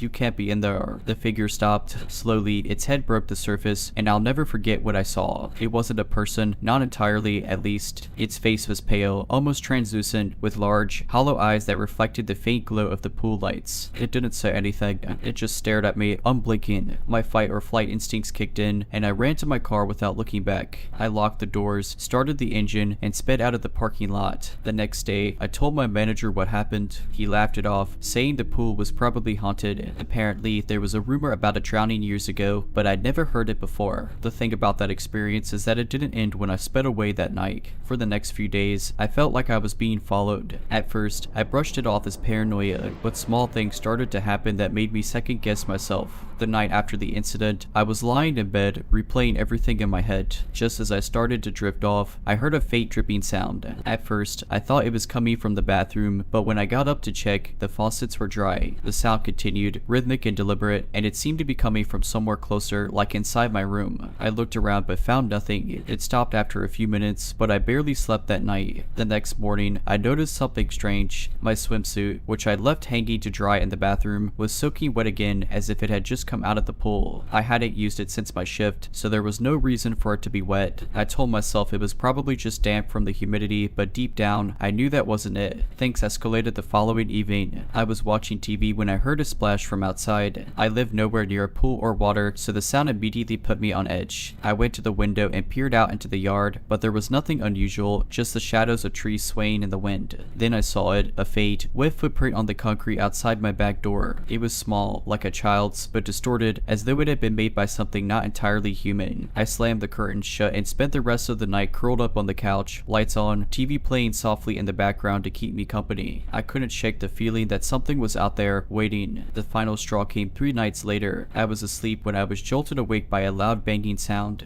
It was coming from the bathroom. Heart pounding, I grabbed my phone and crept down the hallway. When I opened the bathroom door, the entire floor was covered in water and the shower was running at full blast. But here's the thing, the water wasn't just filling the tub, it was rising up the walls, defying gravity. I stood there, frozen, as the water rippled and shimmered unnaturally. Then, from the corner of the mirror, I saw it. That face, pale, hollow-eyed, and staring right at me. It wasn't in the mirror, it was behind me. I ran out of the house without looking back. I drove to a friend's place and stayed there for the next few days, too afraid to go home. Eventually, I called in a plumber and pretended I had a serious water issue to explain the mess. He couldn't find anything wrong. I quit the pool job the next day and moved back in with my parents for the rest of the summer. To this day, I don't know what that thing was or why it seemed to follow me. I haven't been back to that pool since, and I never swim alone anymore. For months after I left that job, I couldn't shake the memories of what happened. I avoided pools altogether, even public ones, and the thought of swimming alone made my skin crawl. I started sleeping with the lamp on and always double-checked my doors and windows at night. It felt like overkill, but I didn't care. I just wanted to feel safe again. For a while, things seemed to settle. I moved back to college for the fall semester and kept myself busy with classes and work. Life returned to some semblance of normalcy, but just when I thought I could finally move on, it happened again. It was late October, and I was in the campus library finishing a group project. My teammates had left for the night, but I stayed behind to finish my portion. The library was nearly empty, and the sound of my keyboard echoed in the quiet. At some point, I realized I was thirsty, so I grabbed my water bottle and went to the nearest fountain. As I bent down to take a sip, I noticed something odd in the reflection of the stainless steel spout. The faint outline of a face, pale, hollow-eyed, and unmistakably familiar, stared back at me. My blood ran cold, and I whipped around, but there was no one there. The library was as silent as ever. I told myself it was just my imagination, a trick of the poor lighting and my tired mind. But when I returned to my desk, my laptop screen was fogged up, as if someone had been breathing on it. In the condensation, a single word was scrawled, "Soon." I packed up my things and bolted out of the library. I didn't even care about the strange looks I got from the night staff as I sprinted out the doors. Back at my dorm, I locked myself in and called my parents, desperate for some kind of reassurance. They tried to comfort me, suggesting I was stressed or imagining things. But deep down, I knew it wasn't just in my head. The worst incident came a week later. It was Halloween night, and I was at a party off campus. I had been trying to distract myself from the lingering fear, and for a while, it worked. The music, laughter, and bright costumes made me feel normal again. Around midnight, I stepped outside to get some fresh air. The backyard was dark and quiet, the party noise muffled through the walls. As I stood there, staring up at the stars, I heard a faint dripping sound behind me. I turned slowly, heart pounding, and saw it. A trail of wet footprints leading toward me. They started faint, almost unnoticeable, but grew darker and wetter with each step closer. My chest tightened as the dripping grew louder, closer, until I could feel the dampness creeping into the air around me. And then there it was, standing just a few feet away, its translucent skin glistening under the moonlight. Those hollow eyes bored to mine, and its mouth opened, releasing a gurgling, choking sound. I wanted to scream, to run, but my body wouldn't move. It took another step closer, water pooling around its feet. Desperation took over, and I bolted back into the house, shoving past confused partygoers as I fled through the front door. I didn't stop running until I reached my dorm. I didn't sleep that night, and I spent the next few days jumping at every shadow and noise. I don't know what it wants, or why it's attached to me, but I've spent every day since trying to avoid water in any form. I take the quickest showers possible, refuse to go near fountains or pools, and carry a small bottle of salt in my bag, something I read might help ward off spirits or entities tied to water. This happened a couple of years ago when I had just moved to a new city for work. I was in my late 22nd and excited to explore my new surroundings. One evening, I realized I had run out of a prescription I needed. It wasn't life-threatening, but skipping doses wasn't an option. I decided to head out to find a nearby pharmacy. It was late, around 9:30 p.m., and most places were closing soon. After checking my phone, I found one about a 15-minute walk away that claimed to be open until midnight. Perfect. I bundled up against the chilly wind and started walking. The streets were oddly quiet for a city. The further I walked, the fewer streetlights there seemed to be. By the time I reached the area where the pharmacy was supposed to be, I felt uneasy. The neighborhood wasn't sketchy, but it felt off. The air was heavy, and every sound seemed amplified. My footsteps, the rustling of leaves, the distant hum of a car engine. When I arrived, I saw the sign, Hudson's Pharmacy. The letters were faded, and the glass windows were frosted, obscuring the view inside. The door was slightly ajar, which struck me as strange. I hesitated, but figured maybe someone had forgotten to close it properly. I stepped inside and was immediately greeted by a musty smell, like old books and something metallic. The lighting was dim, and the aisles were narrow and cluttered. There was a faint hum, possibly from an old refrigerator in the back. "Hello," I called out. No answer. The place felt abandoned, but there were items on the shelves, old, dusty boxes of cold medicine and faded pill bottles with labels I didn't recognize. A small bell sat on the counter. I hesitated but gave it a light tap. It let out a muted ding. From somewhere in the back, I heard shuffling. My stomach tightened. A figure emerged. A man, maybe in his 60 seconds, with thin, wispy hair and a hollow look in his eyes. He didn't say anything, just stared at me. "Hi, I need to fill a prescription," I stammered, holding up the bottle. He didn't respond, just reached for the bottle. Reluctantly, I handed it to him. He looked at it, then at me, then disappeared into the back without a word. Minutes passed. The silence was oppressive. My instincts were screaming at me to leave, but I didn't want to be rude or overreact. I glanced around the store, noticing that many of the products were way past their expiration dates, some by decades. Finally, the man returned, holding a small paper bag. He handed it to me, his hand trembling slightly. "How much do I owe you?" I asked. "No charge," he said in a flat, emotionless tone. I opened my mouth to protest but decided against it. "Thank you," I muttered and quickly left. As soon as I stepped outside, I felt like I could breathe again. The air was crisp and fresh, a stark contrast to the stifling atmosphere inside. I didn't stop walking until I was back home. Once inside, I opened the bag. Inside was a pill bottle, but it wasn't mine. The label had my name, but the pharmacy's name and address were completely unfamiliar. The pills inside were a strange, off-white color, and the bottle itself looked old, like it had been sitting on a shelf for years. I was freaked out. I decided to toss the bottle and forget about the whole thing. The next day, I called my usual pharmacy to explain what had happened and get a proper refill. The pharmacist seemed confused when I mentioned the name Hudson's Pharmacy. "There's no Hudson's Pharmacy in this city," she said. "Are you sure you didn't misread the sign?" I insisted that I had it and even described the location. reaction. She was quiet for a moment before speaking again. That building's been empty for decades. It used to be a pharmacy, but it closed down in the late 90 seconds. There was ... an incident, a fire. I think nobody's used it since. I hung up, shaken. I never walked in that direction again, and to this day, I have no idea what happened that night. I tried to push the incident out of my mind, chalking it up to some strange misunderstanding. Maybe I'd walked into a pop-up clinic or some unofficial operation that wasn't listed anywhere, but something about the old man's hollow stare and the eerie silence of the place kept creeping back into my thoughts. A couple of weeks passed, and life returned to normal. I refilled my prescription at my usual pharmacy, and things felt fine, until one night, when I woke up at exactly 3:13 a.m. to the sound of a faint tapping. At first, I thought it was a branch brushing against the window, but then I realized the tapping was rhythmic. 3 taps, a pause, then 3 more. It was coming from my front door. My heart started racing as I lay frozen in bed. I live on the 3rd floor of an apartment building with a secured entrance. No one could just wander up here. The tapping continued. Gathering my courage, I tiptoed to the door and peeked through the peephole. At first, I saw nothing but the dimly lit hallway. Then, slowly, a figure stepped into view. It was the old man from the pharmacy. He was standing impossibly still, staring directly at the peephole as if he could see me through it. His face looked even more gaunt and lifeless than I remembered, and his eyes ... his eyes were milky, as though he were blind. But somehow, I knew he wasn't. I backed away from the door, my heart pounding so hard it felt like it might burst. The tapping started again, louder this time. 3 taps, and pause, 3 more. I grabbed my phone and called the building's security desk. My voice was shaking as I explained that there was an intruder on my floor. The security guard assured me he'd come up right away and told me to stay inside. The tapping stopped abruptly. I waited in tense silence, listening for any sign of movement outside. After what felt like an eternity, I heard the elevator ding and the heavy footsteps of the security guard. I rushed to the door and opened it. The hallway was empty. The guard checked the stairwells and security cameras but found nothing. He told me he'd stay on patrol for the rest of the night, but his confused expression made it clear he thought I'd imagined the whole thing.